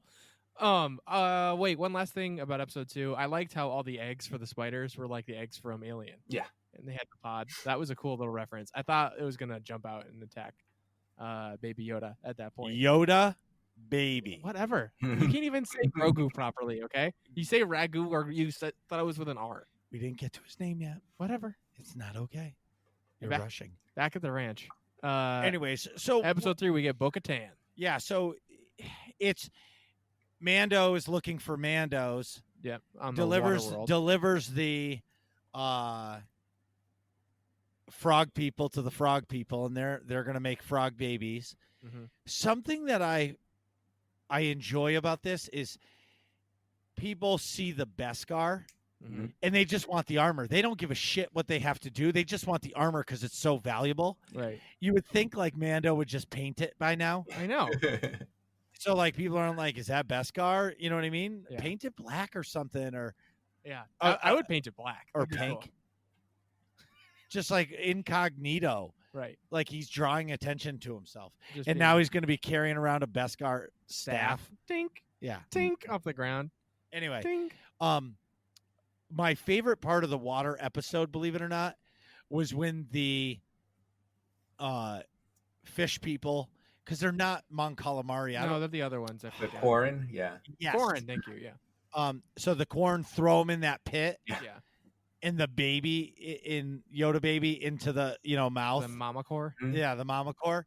And I was like, and they're like all they were saying is, we want the Beskar. Yeah. And I was just like, whoa. And then the Mandos show up and Just you were like, ass. yes. Yeah, that was so cool. And now you're starting to see that it's all like coming together. And now you find out that there's 2 different factions. Yes. Yes. Yeah. You get the Death Watch faction and then I don't know what you would call Bo-Katan's faction, but just like the populace sort of Mandalorians. Is a sort of a crude way to say it, but I think of it as like the Orthodox Jewish folks versus like the sort of standard issue Jewish folks. Hasidic Jews. Yeah. If that makes sense. It like does. the super mega like ultra, they're still the same religion. It's just but like they're different variations or Catholics and Protestants. Yeah. Right. Different. It's in the same family. Religion. Right. Right. Exactly. Yeah. I thought it was awesome that he's found a way to bring the Mandos to him now. Yeah. And like it tied in. And I thought it was a really cool detail that the same actress that did the voice of Bo-Katan in Clone Wars played her on the screen, which was cool. I didn't know that. Yep, that's the same actress. Voice actress and actual screen actress, which was pretty sweet. But also that ties in where the Darksaber came, ties in. Because at this point, Mando thinks they all think that Moff Gideon has the Darksaber still. Correct. Oh no, they didn't know that Gideon was alive on that ship yet. No. He finds that out in the next episode when they raid that medical building. Correct. Well, what was on that ship? Do you guys remember? It was a bunch of weapons that they wanted for rebellion, I think. Yeah, I think it was just like they were just, like I said, carrying weapons or something. I don't think it was anything that special. Right. Oh, did she say it was like Mandalorian, something from Mandalore, like something kind of Beskar related or something? Not directly, but I just think it was weapons. Yeah. Yeah. Anyways, what I liked is that's when she said, I know where there's a Jedi, tell her Bo-Katan. Oh, well, no. Her name is Ahsoka Tano, and tell her Bo-Katan sent you. Right. And right there, everybody in the entire world watching the show at that moment jumped out of their seat and was like, fuck yeah. Ahsoka, let's go. I don't know. That's how I felt. Yeah, me too. Well, I knew from like casting leaks that Rosario Dawson was going to play Ahsoka. Yeah, here, like if I hadn't heard like that the rumors and things that she was going to be in here, I probably would have jumped out of my seat a little higher than I did. But it was still cool nonetheless to get that name drop right then and there, and know that you're probably going to see her very soon. Right. I also like that this sort of tied another faction of the show sort of to Moff Gideon. So it's not just like the Mando with Moff Gideon trying to get the child from him. Now Bo-Katan and her sort of clan, if you will, like wants to get the Darksaber back. So she's going to be involved in that fight eventually too, which is pretty sweet. It's like when we're going to get there, though. I mean, we've got like 3 episodes left, and it's just, and I love that they go into depth like this, and that it's moving at this pace. And if there were like 16 episodes in a season, you'd say, all right, this is great. But with 3 left, I'm like, oh my gosh, we're just going to be a lot's going to happen. Be major cliffhangers. I mean, we're 3 episodes in, right? I mean, I think, did Moff Gideon make an appearance in episode 3? I think he did, but it just seemed awfully late to. He did, yeah. See him appear for the very first time this season, and not for very long. Right. So I actually really enjoyed that scene as well, because you get, I really enjoy like the sort of views into different cultures, if you will. So like in that scene where you see Moff Gideon talk let me backtrack and explain the scene. It's the sort of the captain of the ship and the 2 pilots, right? In the cockpit, and he radios Moff Gideon for help. Like, look, we're taking over. We really need backup. And Moff Gideon's like, yeah, you guys are screwed anyway. Long live the Empire. You know what to do. And the Imperial officer is just like stoic, like saving face the whole time. Kills the 2 pilots and like tries to crash the ship so that like make sure the Mandalorians can't get those weapons. But it was just a cool sort of view into that Imperial culture. Which is obviously contrasted with all the other characters. I thought that was really interesting. What did you take of that scene, Ted? Yeah, no, I thought that was very cool. That was the and you sort of the level of loyalty that these people still have to the Empire. That they were going to carry out those orders and sort of scuttle the ship, if you will. Right. I enjoyed it. It makes you feel like that old feeling you had watching the old Empire. You know what I mean? Like that anger and like they're really out for themselves and don't care about anything else. Yep. So for me, that makes a big difference. Right. The other thing too is it just connects more dots for Mando, because if you think about all the friends he has, he's almost building his own friend army. Right. With all the people that he's helping and saving and stuff. And then, we get the episode where his ship is messed up. Yeah. It's literally held together with string after episode 3, I think. Yeah, his ship, I mean, is in worse shape than the Millennium Falcon. By a lot. Yeah. And so he goes and sees his homies on what's the name of that planet? It starts with an N. Navarro, is that what it was? Navarro. Yep. Yeah. Navarro. And so, immediately as soon as he lands, of course, because it's what I do, I noticed right away that one weird worker guy looked back like that shady look. I was like, okay, they're planting a tracker on him. I called it right away. Yeah, that was because I was like, okay, so this is how the season ends. Yeah. You know what I mean? Mm-hmm. They're going to track them to wherever they're going to go, blah, blah, blah. Well, I didn't see that episode going where it did. It was kind of a really good surprise for me, how they were like, hey, we got to take down this Imperial base. And, they do it. And then they find out it's like a research laboratory. Right. Which that I didn't see. That was a complete surprise to me. Me too. And I thought that little transmission, the hologram of, I forgot the scientist's name, Dr. something, but he's like, yeah, talking about the child, and like they're infusing the child's blood with Death Troopers, with humans to like make a superhuman. Yeah. A bunch of Captain Americas. And it wasn't working, obviously. Well, no, I don't know if he said it wasn't working. He was saying that they can't continue to do it because they have no more of the... No, they said it wasn't working. Everyone keeps dying. Oh. And then also we can't keep trying because we're out of blood. So we need to find somebody else. Yeah, someone else will need to get the child again or something like that to extract more blood, which is interesting. But I thought it was cool that like he was like referenced M count, like in reference to Mandalorian. I like that reference too. Very subtle, maybe not so subtle, but yeah, calling it an M count without actually saying the word that shall not be uttered, I guess. Right. Which is so crazy to me because when the prequels came out, everybody hated them, and now everybody loves them. Right? Yeah, I think for me, I came around on the midichlorians when I read the Darth Plagueis book, which I know is not technically canon, but it's like, I don't know, Darth Plagueis is referenced in the prequel, so it's like kind of canon, kind of not, you know? And I think that book does a good job of explaining them as like a tool for Plagueis to manipulate, you know?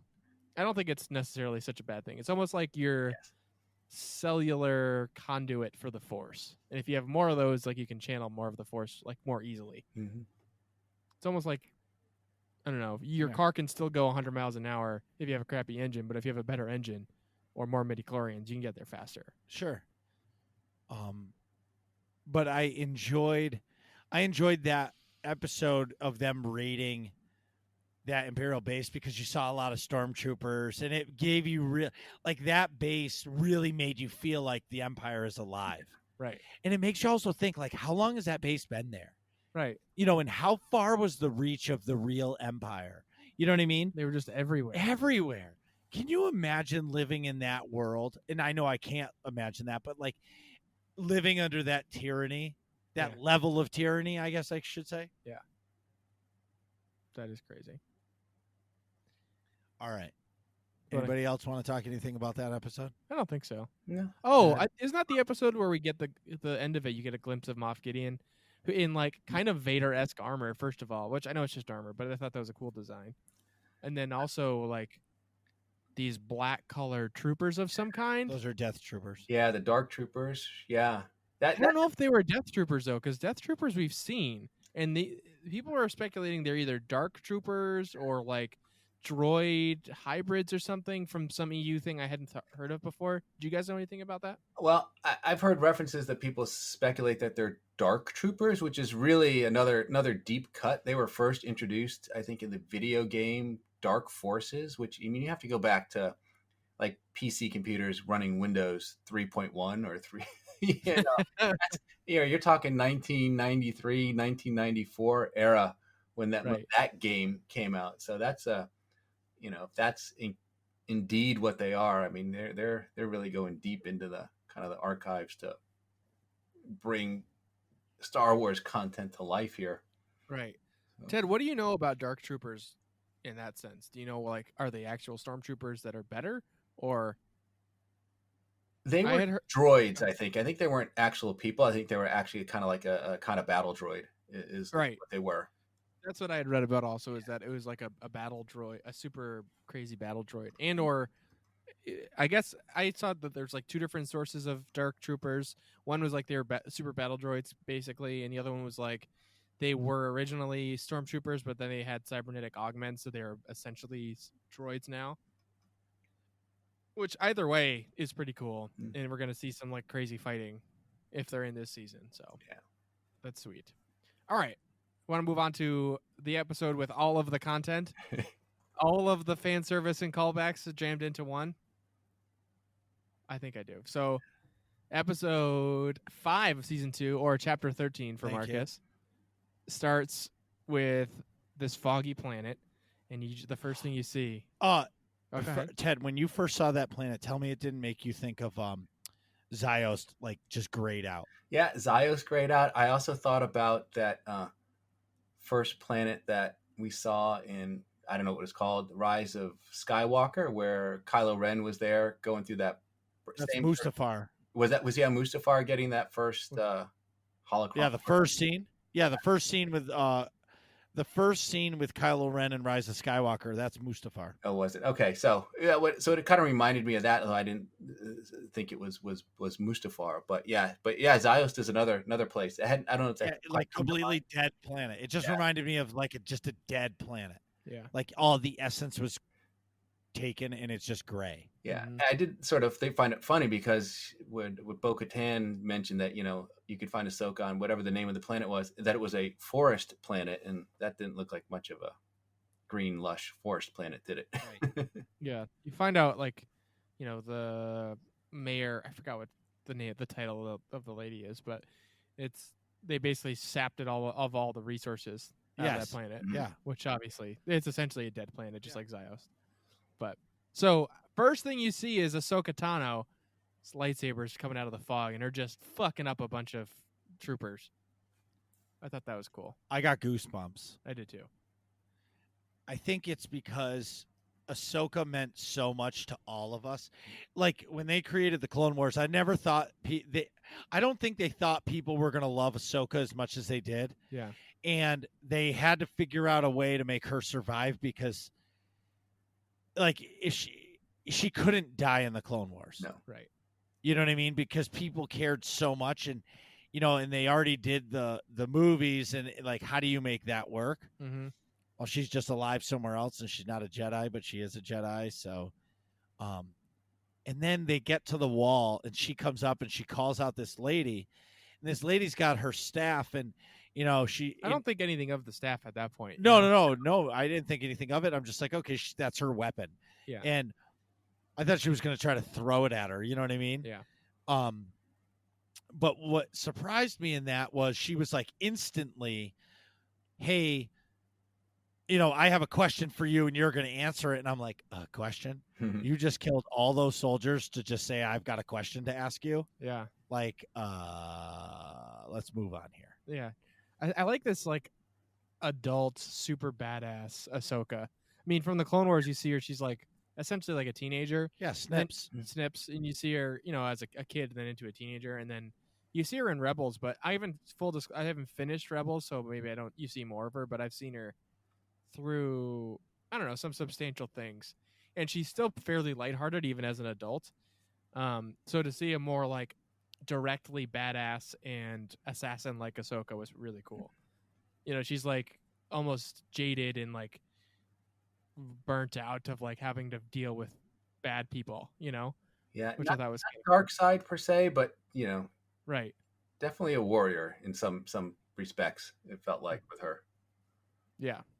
Not sort of definitely away from the like super light Jedi Ahsoka you see in Clone Wars, but I thought the shot of her cutting through the trooper and the bell when she hops up on top was wicked cool. I think that's actually later, but Yeah, that is later. Sorry, I'll go back.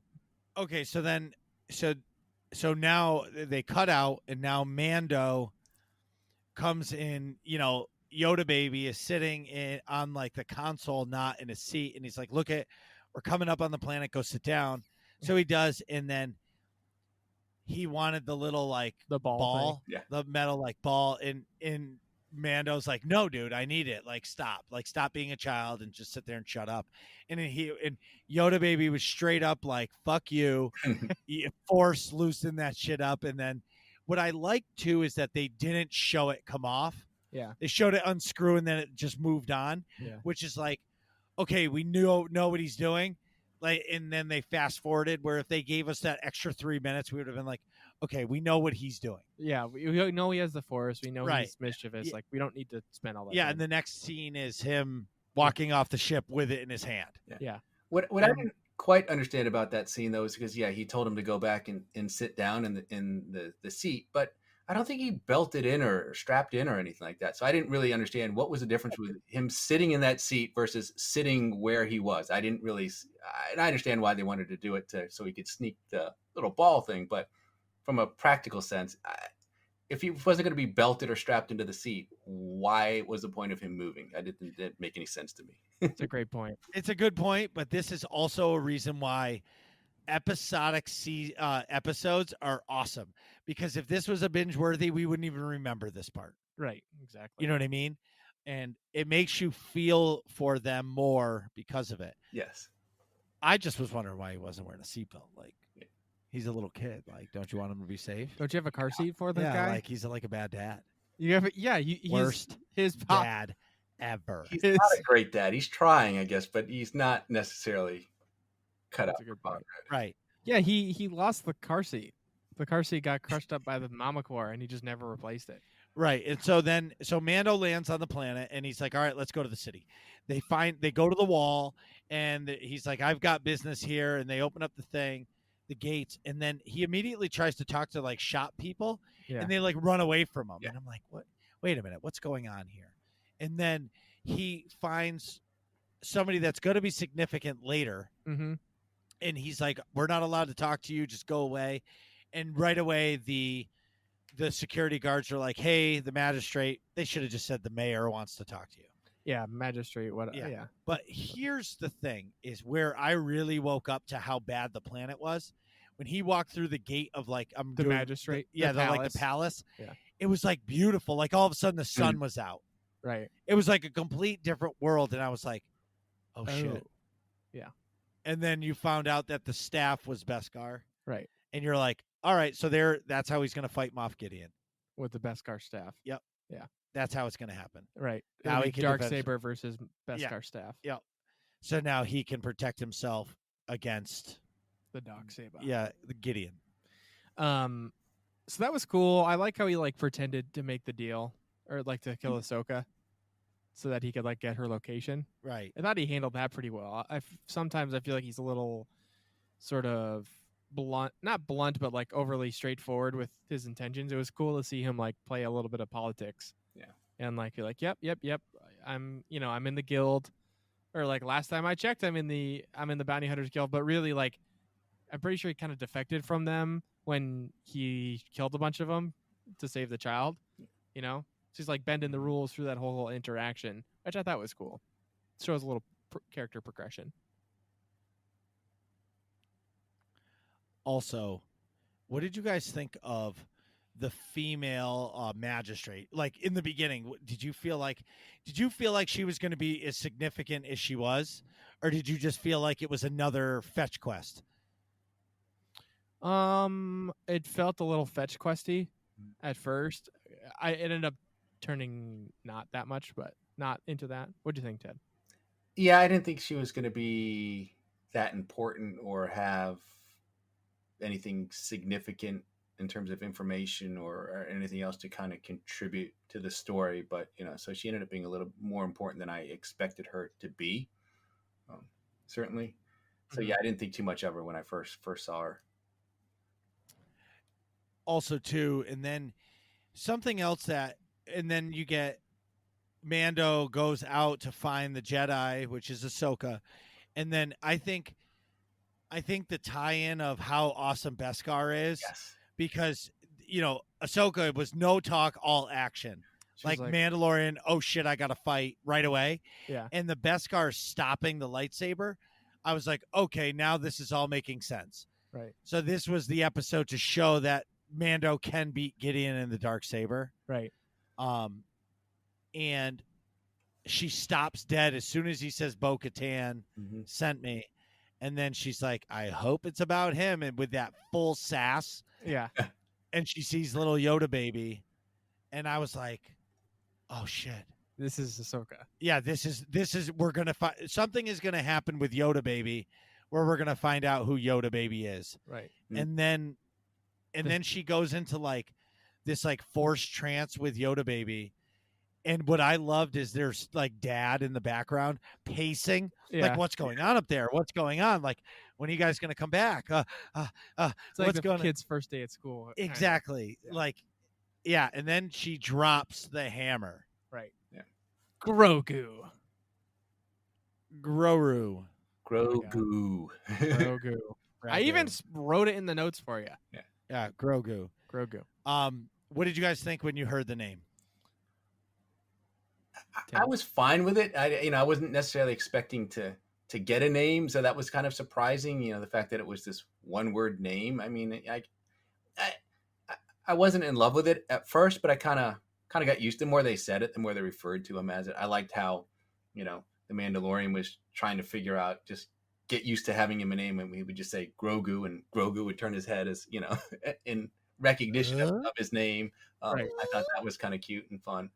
I agree. I like that he has a name. I didn't love specifically Grogu, but I don't really care. Like, he's an alien. Yeah. They're going to have funky names anyway. I was super excited because now I don't have to listen to people tell me it's Yoda baby or it's baby Yoda or this The or child. that. The child. Mhm. Now he has a name. It's real, and we can move on. And now that I know his name, now I hope we never find out what species it is. Yeah. Yes. Because now we have a name. Like, let that species be just a mystery forever. I like that. You know what I mean? Yep. Don't come up with something because, in my opinion, if they say it's a Chukalaka species, people are just going to be irate. Oh, no way. It should be called this. Yeah. Just let it always be a mystery of that species. Right. I just felt as this was the connection episode to Yoda, to Grogu, where now you feel for Grogu because now you know his name, you know he's been in pain. You know his backstory where he was on the Jedi Temple when Anakin raided it. Okay, so that's the other thing is Grogu was tiny. Yeah. He could barely do stuff, and all of a sudden he was like, masters have trained him. The Clone Wars was 20-something years ago, so he was like 30. No, so I did some, well, on Reddit, people did math. So apparently when Anakin dies in the second Death Star as Vader, he's 45 years old there. Mm-hmm. So, and apparently, so they did other math where he was 19 years old when he raided the Jedi Temple or Academy, I guess. Okay. So at 45 years old, when the second Death Star blew up, the Mandalorian takes place 5 years after that, which puts Anakin he would have been 50 years old, and Grogu is also 50 years old. So he's the exact same age as Anakin. Ah, that makes so sense. Grogu would have been 19 years old when the temple got raided. Could he even walk at that point? Yeah, I don't even know. I don't like how does that work? Exactly. Was he Yoda and Yaddle's baby? Brown chicken. Wow, wow. That's a big question. It's a legitimate question, right? Yeah. Well, that's the only thing I can think of. I just think of like dirty phrases in Yoda's voice. Yeah.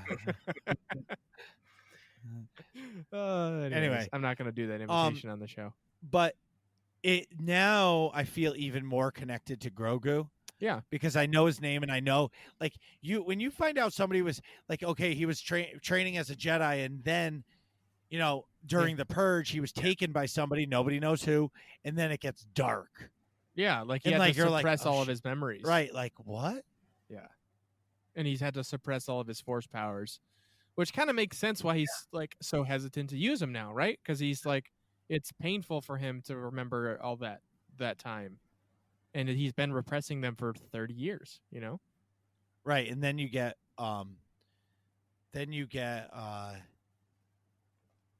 Ahsoka trying to train him with the ball, the rock, I mean, and he doesn't listen, and then he listens to Mando, and Mando is like, "Good job, kid, yeah, like good job." Such a proud dad. Yeah, like proud dad moment, and she's like, "He's attached to you," and he's like, "Well, no shit."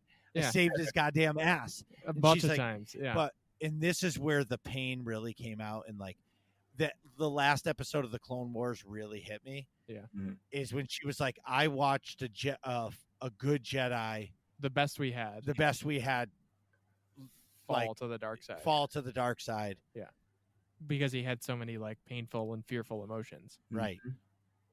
So like that made me feel like, oh, that it makes complete sense when like that she didn't want to train Grogu. I'm like, okay, that's fair.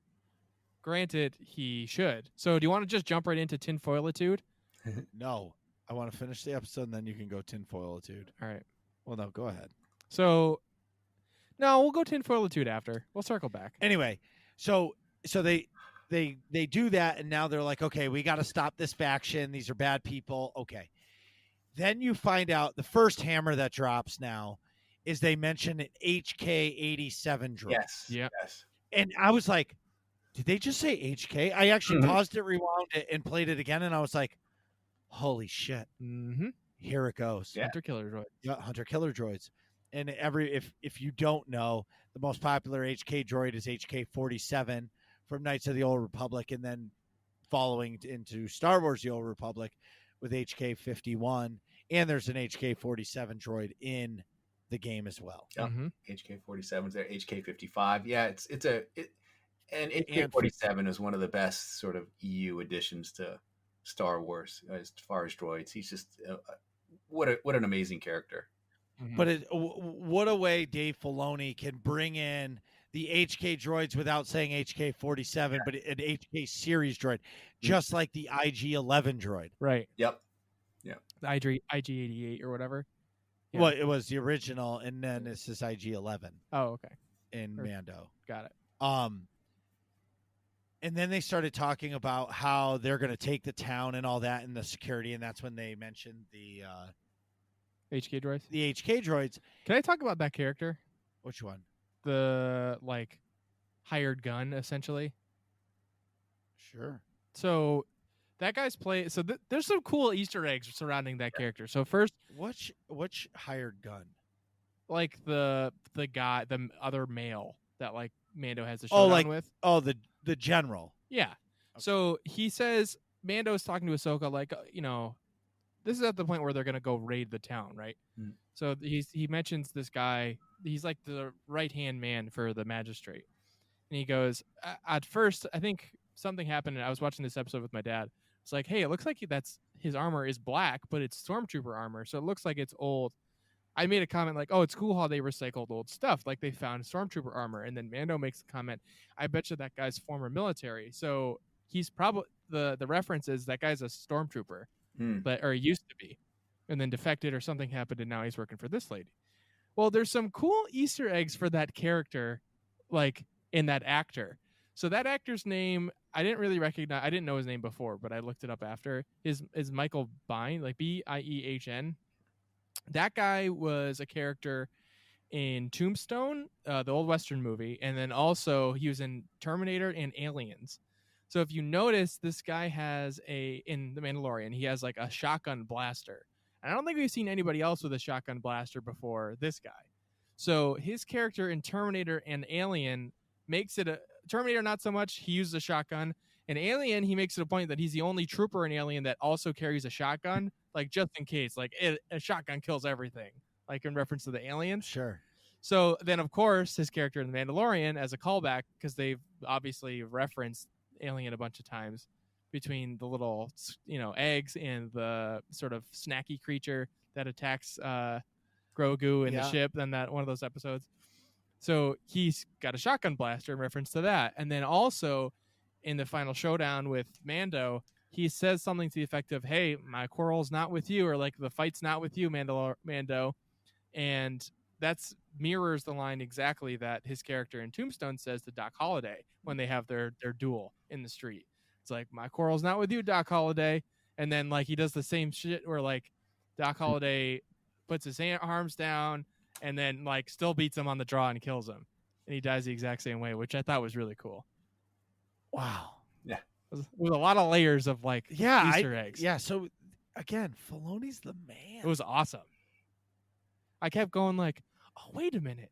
Oh, wait a minute. I was like, oh, that's so cool. My dad's like, shut the fuck up. I'm trying to watch the show. But anyways, I thought that, so you can gloss over that character and not know any of that stuff, but to know those are all sort of callbacks and references is cool. And something else I noticed in the background of the city was a Loth cat. Yeah. Yes. Okay.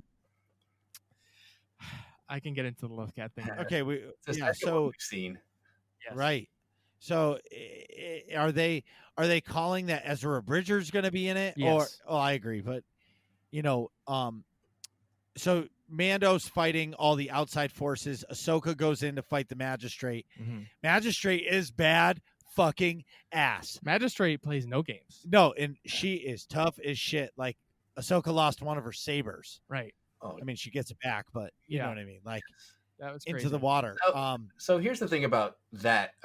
We want to talk about that fight because I like the whole choreography of that fight. It was very entertaining and it was great to watch. But as you said, Ahsoka loses a lightsaber there. But I thought it was a stupid fight. Because Ahsoka is this trained Jedi. She's a warrior, and this is going up against a non-Force user with a stick.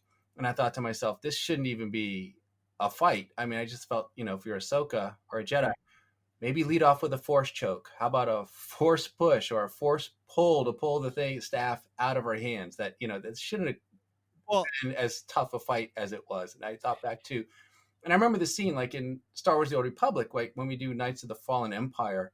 We're in chapter 3, and you get broken out of the carbonite prison, and we face one of the villains. What's her name? Valen for the first time. And there's a scene where she, standing across this way, looking at us, and she looks down at her lightsaber and says, "No, I'm not going to need this," because she just knows how badass she is, and that this isn't even going to be a close fight. I didn't feel like this should have been much of a fight at all. And that it just felt like a bit of a stretch to me that it was the battle that it was. Well, speaking of Valen, so if you remember Valen, like in that trailer, I don't know I forget what the name of the trailer was, but like from a baby, they were showing how strong her force powers were. So when you fought Valen for the first time, it was going to be like heavy force use, and I understand that strength in like Valkorian and all that. I feel like because of that, they had to show that like true power. But my point is, I think what the show does well is they keep true to their form. And what I mean by that is, so they really like that Western feel of a show. But that duel was about two people who respected each other as warriors, and they fought as samurais would. Right. Because that was a full-fledged samurai fight, and it almost reminded me of fencing. Yeah. Like they fenced until there was a point scored, and then they reset and they started over. So I just feel like there was a mutual respect there, because Ahsoka, like you said about the force choke or anything, push, pull, whatever, force choke, push, pull, force slam, pull the thing out, whatever it is. If she did that, she might not get the answers that she wanted. And Ahsoka felt maybe as if she beat her fair and square. The magistrate would have told her what she wanted out of respect, in my opinion. So as much as I thought the fight was unnecessary for that, I think there was just a mutual warrior respect, and they took care of business. But that magistrate was still bad to the bone. Yeah. Oh, she was. Yeah, she was up to the task, right, for that particular encounter. Right. And you knew that Beskar staff was going to end up with the Mando, because Mando's going to have to fight Gideon, and he's going to need something to stop it that can attack Gideon back. Right. I saw a theory. I think your point is completely correct, and definitely played into it more than what I'm going to say here. I think it was definitely like a respect thing, and cinematically it was emulating like a samurai fight where it's lots of honor and like a score point reset. Anyways, but I think somebody online said it could be like a weight thing for Ahsoka. Like lightsabers, the blades, there's no weight to them, they're just plasma, right? So when you encounter like a lightsaber duel, there's like no resistance almost, you know what I mean, when you're like hitting each other, versus like when she would hit the weight in a lightsaber is only in the hilt. So when you'd hit like a Beskar staff like that, it's a totally different feel. So it like throws off all of your fight mechanics, which could have contributed, is all I was going to say. To like leveling the playing field a little bit. And I do like what they're doing with the Beskar. And like you said, just going back briefly to the encounter when Ahsoka and Mando fought together, you really understood in that fight. And that to me felt like a legitimate encounter as well. But you sort of understood why the Jedi and Mandalorians were,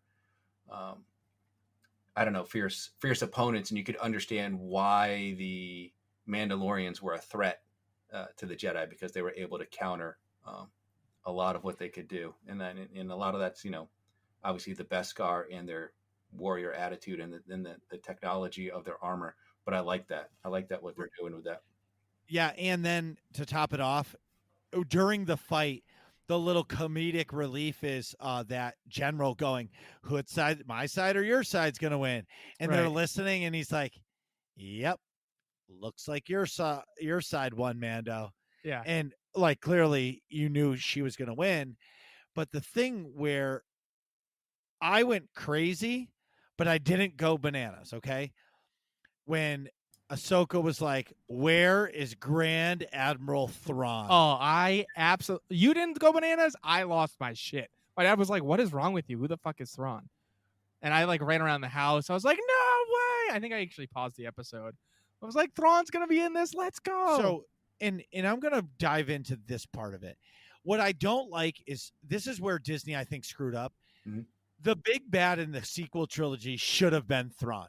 They've made Thrawn like this secret, top secret agent in Clone War. I mean, in Rebels. Yeah, they have all the trilogy of books about him. The books and all this shit. But he wasn't in the movie. And like to me, he should have they should have cloned Heir to the Empire's trilogy, that first trilogy, and that would have been a great conclusion to the Skywalker saga, essentially. Yeah, with Thrawn.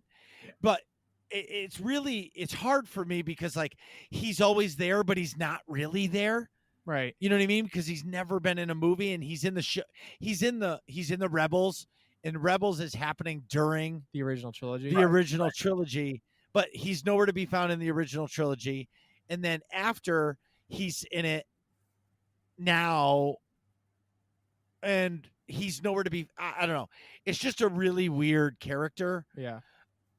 I feel like we probably, if we see him this season, it'll be just a glimpse, or like we probably won't see him this season. If I had to guess, that I feel like you need to deal with Moff Gideon first, and then he'll be the big bad for season 3 or something. Yeah. So, or the other option is maybe they're going to do an Ahsoka series, and maybe this is a potential launching point for that, and then they could pick up that Thrawn storyline there. I don't know. Maybe something they could do. I just feel like I love the Thrawn mention. I wasn't expecting to hear that, and so I was excited about it, but I just felt like it was another dangling thread with only 3 more episodes to go that we're probably going to have to wait another some odd months before we see any fruit from the seed that they're planting.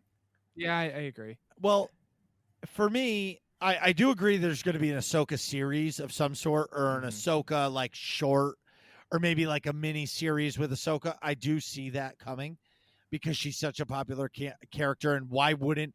I mean, let's face it, it's Disney and it's a female lead character. Disney's going to capitalize on that. Yeah, 100%.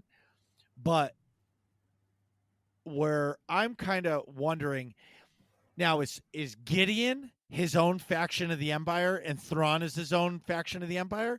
Is Thrawn just out there with the chess ascendancy and he's running around? Like, where is the significance of Thrawn into this? I think that's more my question than holy shit, Thrawn's in it. I want to know, like, is he the boss? Is he the Grand Admiral to Moff Gideon? Right. Or is Moff Gideon the boss? You know what I mean? Because there's always a bigger fish. Yeah. Right. You know what I mean? I think Moff, isn't that a political title? It's not a military one directly. I'm trying to remember. Yes, it is. But at the same, they also do military stuff. Right. But at the same time, it's where does Thrawn fall into this? Right. And like Ted was saying, we're not going to find out this season. That's you know what I mean? Like, you might get. So is this going to end like, is this season going to end like season 1 where, okay, Mando's got all of his buddies from season 2. They're going to team up and defeat the bad guy, you know, but not really. Right. And the other thing that is happening right now, I think, is Marvel. I'm going to go to Marvel now. Marvel started in the 60s, right? And they wrote comic books and comic books and comic books, and they found out what comic books sold and which ones didn't. Then they wrote graphic novels, and then they made movies, and there were some movies that completely flopped, and then some that were successful. And they had so many years to try different things to find out what works. So then the newest Marvel, the Thanos story, comes out, and it's awesome. They all connect. It's because they knew what they were going to want to do because they had so many years of trial and error of everything else. I think that's kind of what Star Wars is going to do with the High Republic and now with Mando and this stuff. Yeah. They're going to try different things. And if it doesn't work, you get another episode the next week. Right. Or the next season. Okay, so this season wasn't spectacular. People are still going to watch season 3 even if they didn't like season 2. Right. Yeah. You know what I mean? Yeah. And or the hardcore Star Wars fans. Let's face it, Star Wars is the number 2 most popular IP in the world. Yeah. Next to Marvel, in my opinion. I don't know of At anything least else. in like our culture, like Mhm. US, UK. I mean, what? There's no even anime. in China. Like, Yeah, but there's no anime that's bigger than Star Wars. I think Pokemon is. But Yeah, they but don't that's have not yeah, for but- real. Not like movies and TV shows. right. And, Exactly. Anyway, so then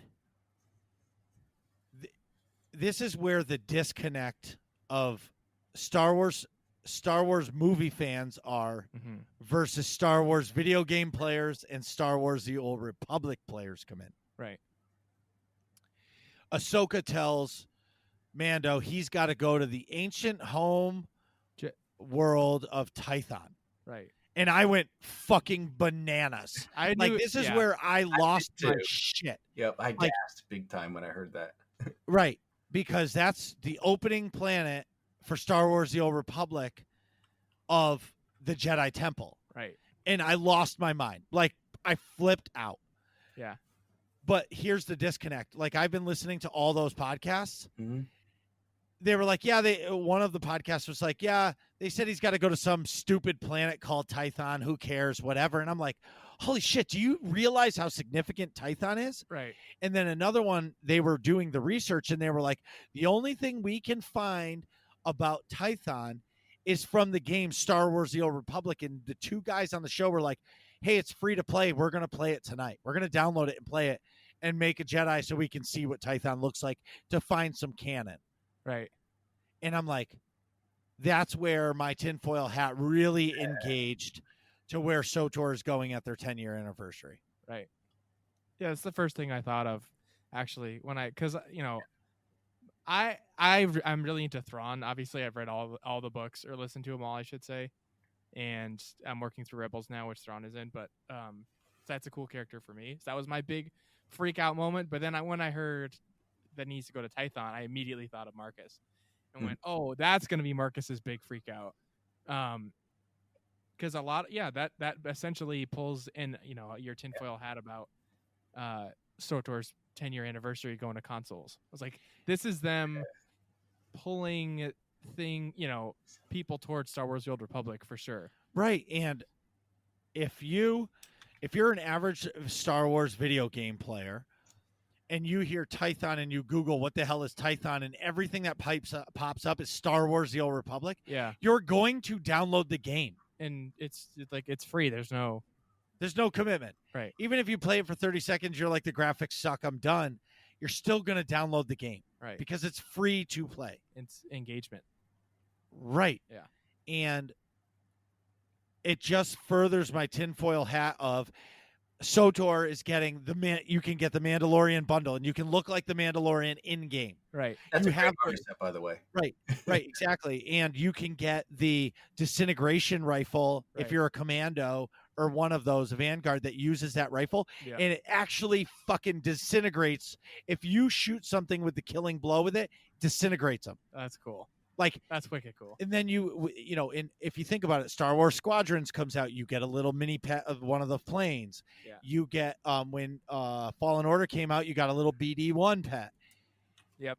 All of the things are coming out that are linking it together that, in my opinion, furthers my tinfoil hat that this game they're planning something really big for the launch of the 10-year anniversary. Yeah. Almost like maybe a re-release, you know what I mean? Yeah. Of some sort.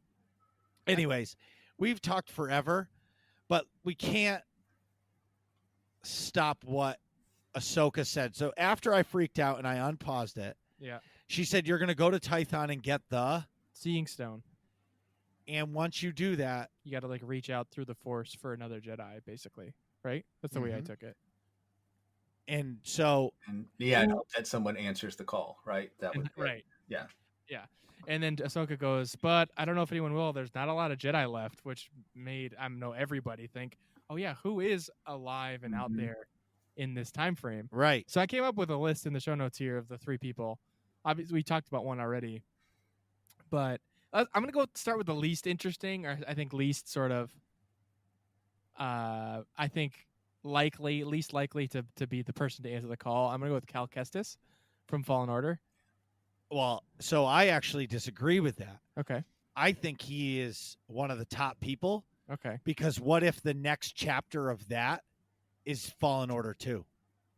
Oh, and it's a time skip to where him like doing stuff. Well, no, he smashed the list of all the Force sensitives. Mhm. Right. That's shit.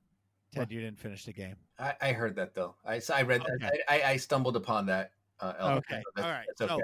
So moving on. I mean, that's the big point of the Yeah. game is that he's going after that. So you imagine he's successful in right. his So quest. All right. he's successful, and now where does he go from there? So now Darth Vader knows about him. Yeah. And it's over. And now that actively they are making a Fallen Order 2. Right.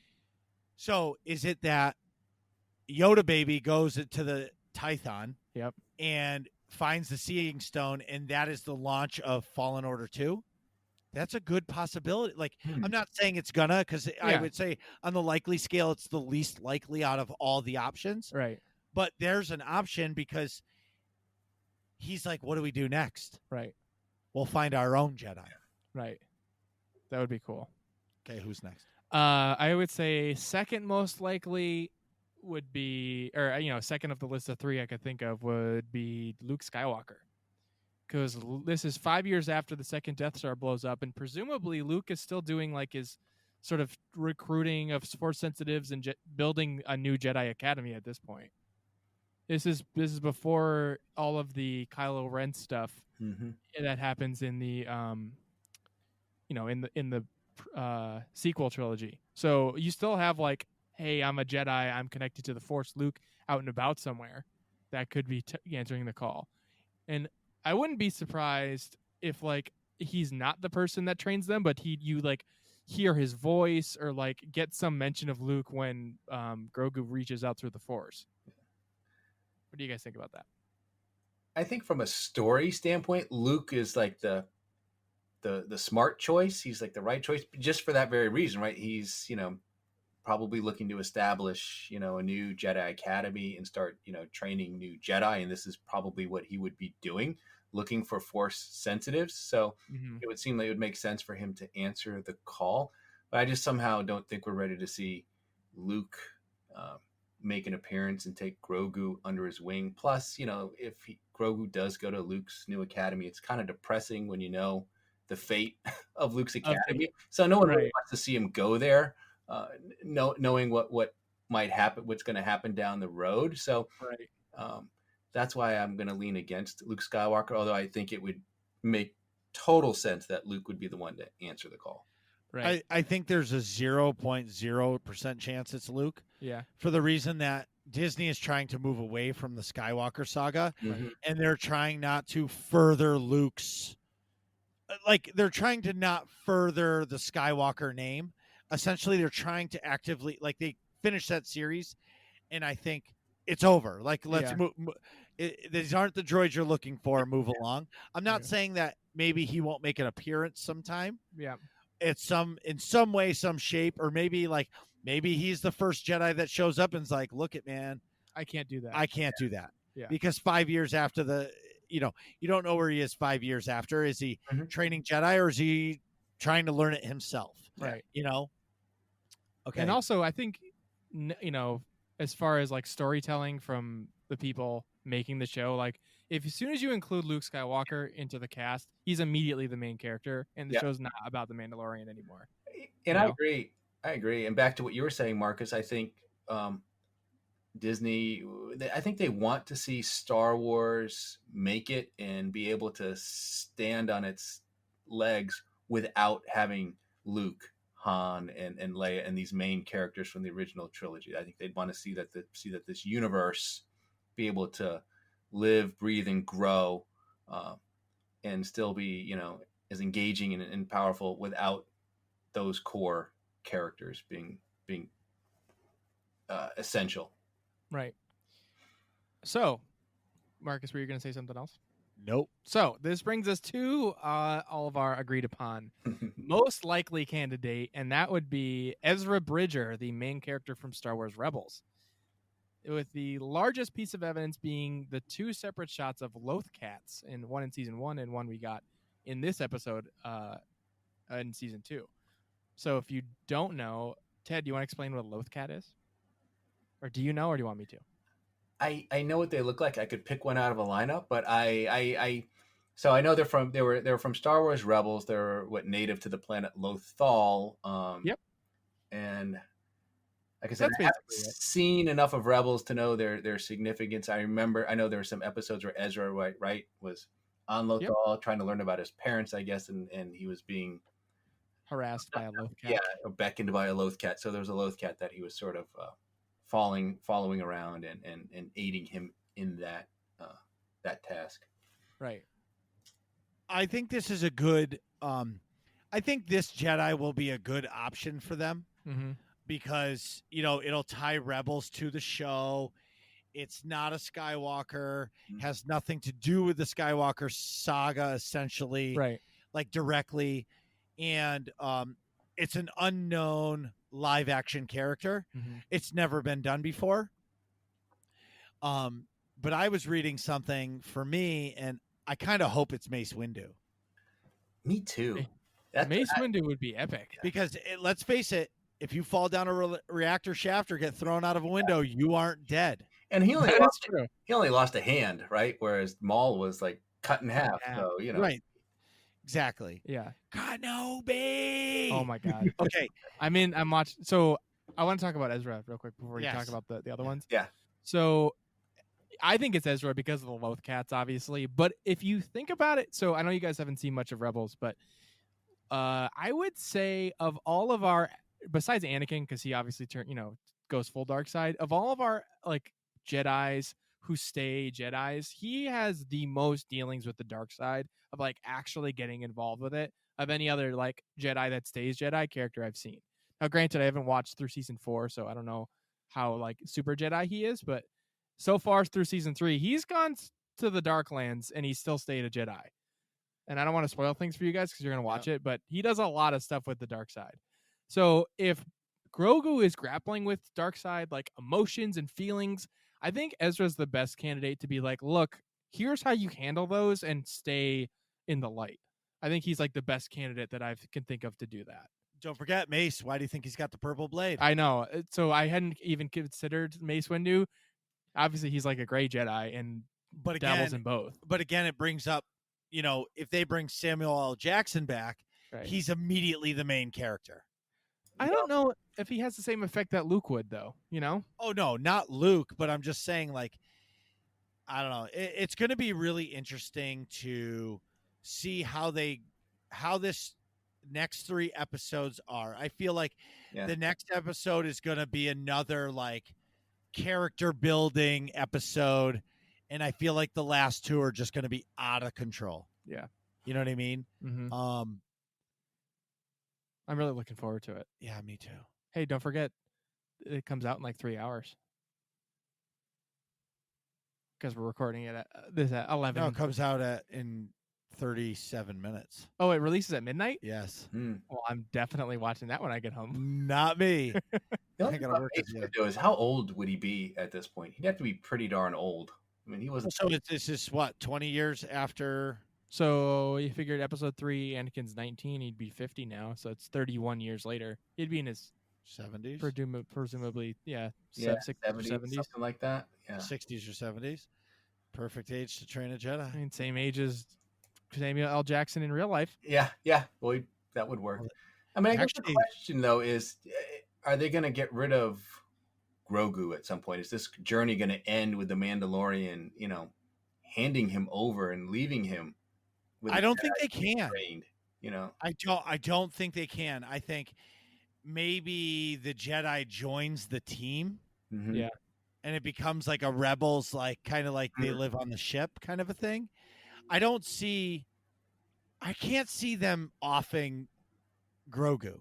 Yeah. Right. Because now, like, people love the show because of Grogu. Exactly.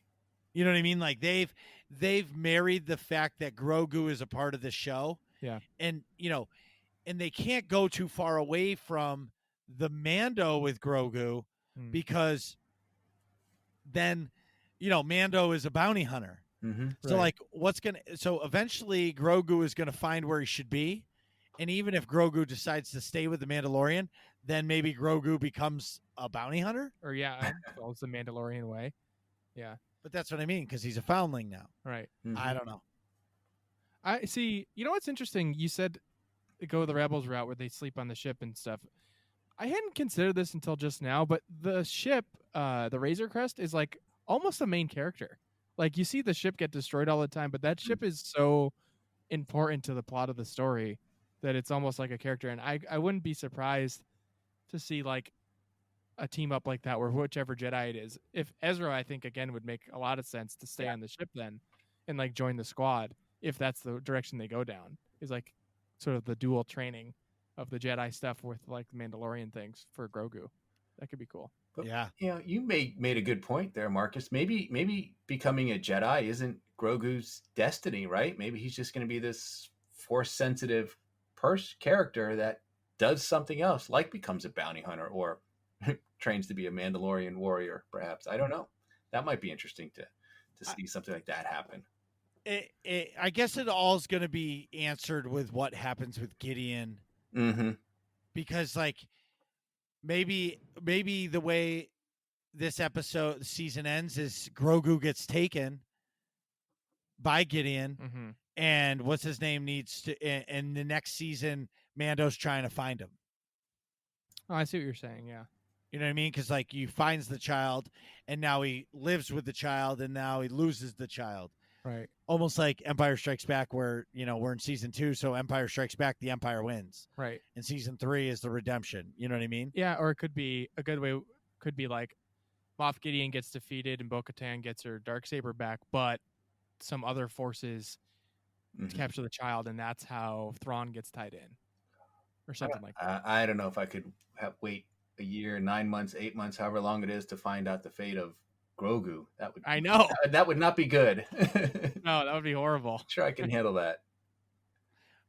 Ted, tell everybody where they can find you. So you can find me on Twitter. It's at SWTOR Podcast, and you can check out my podcast at SWTORpodcast.com. And the podcast is also on Buzzsprout. I'm sure there's a fancy URL for that. I couldn't tell you what it was. But just Google SWTOR Podcast, and you'll find me. What are you guys talking about in here? Find out next episode of Working Class Nerds.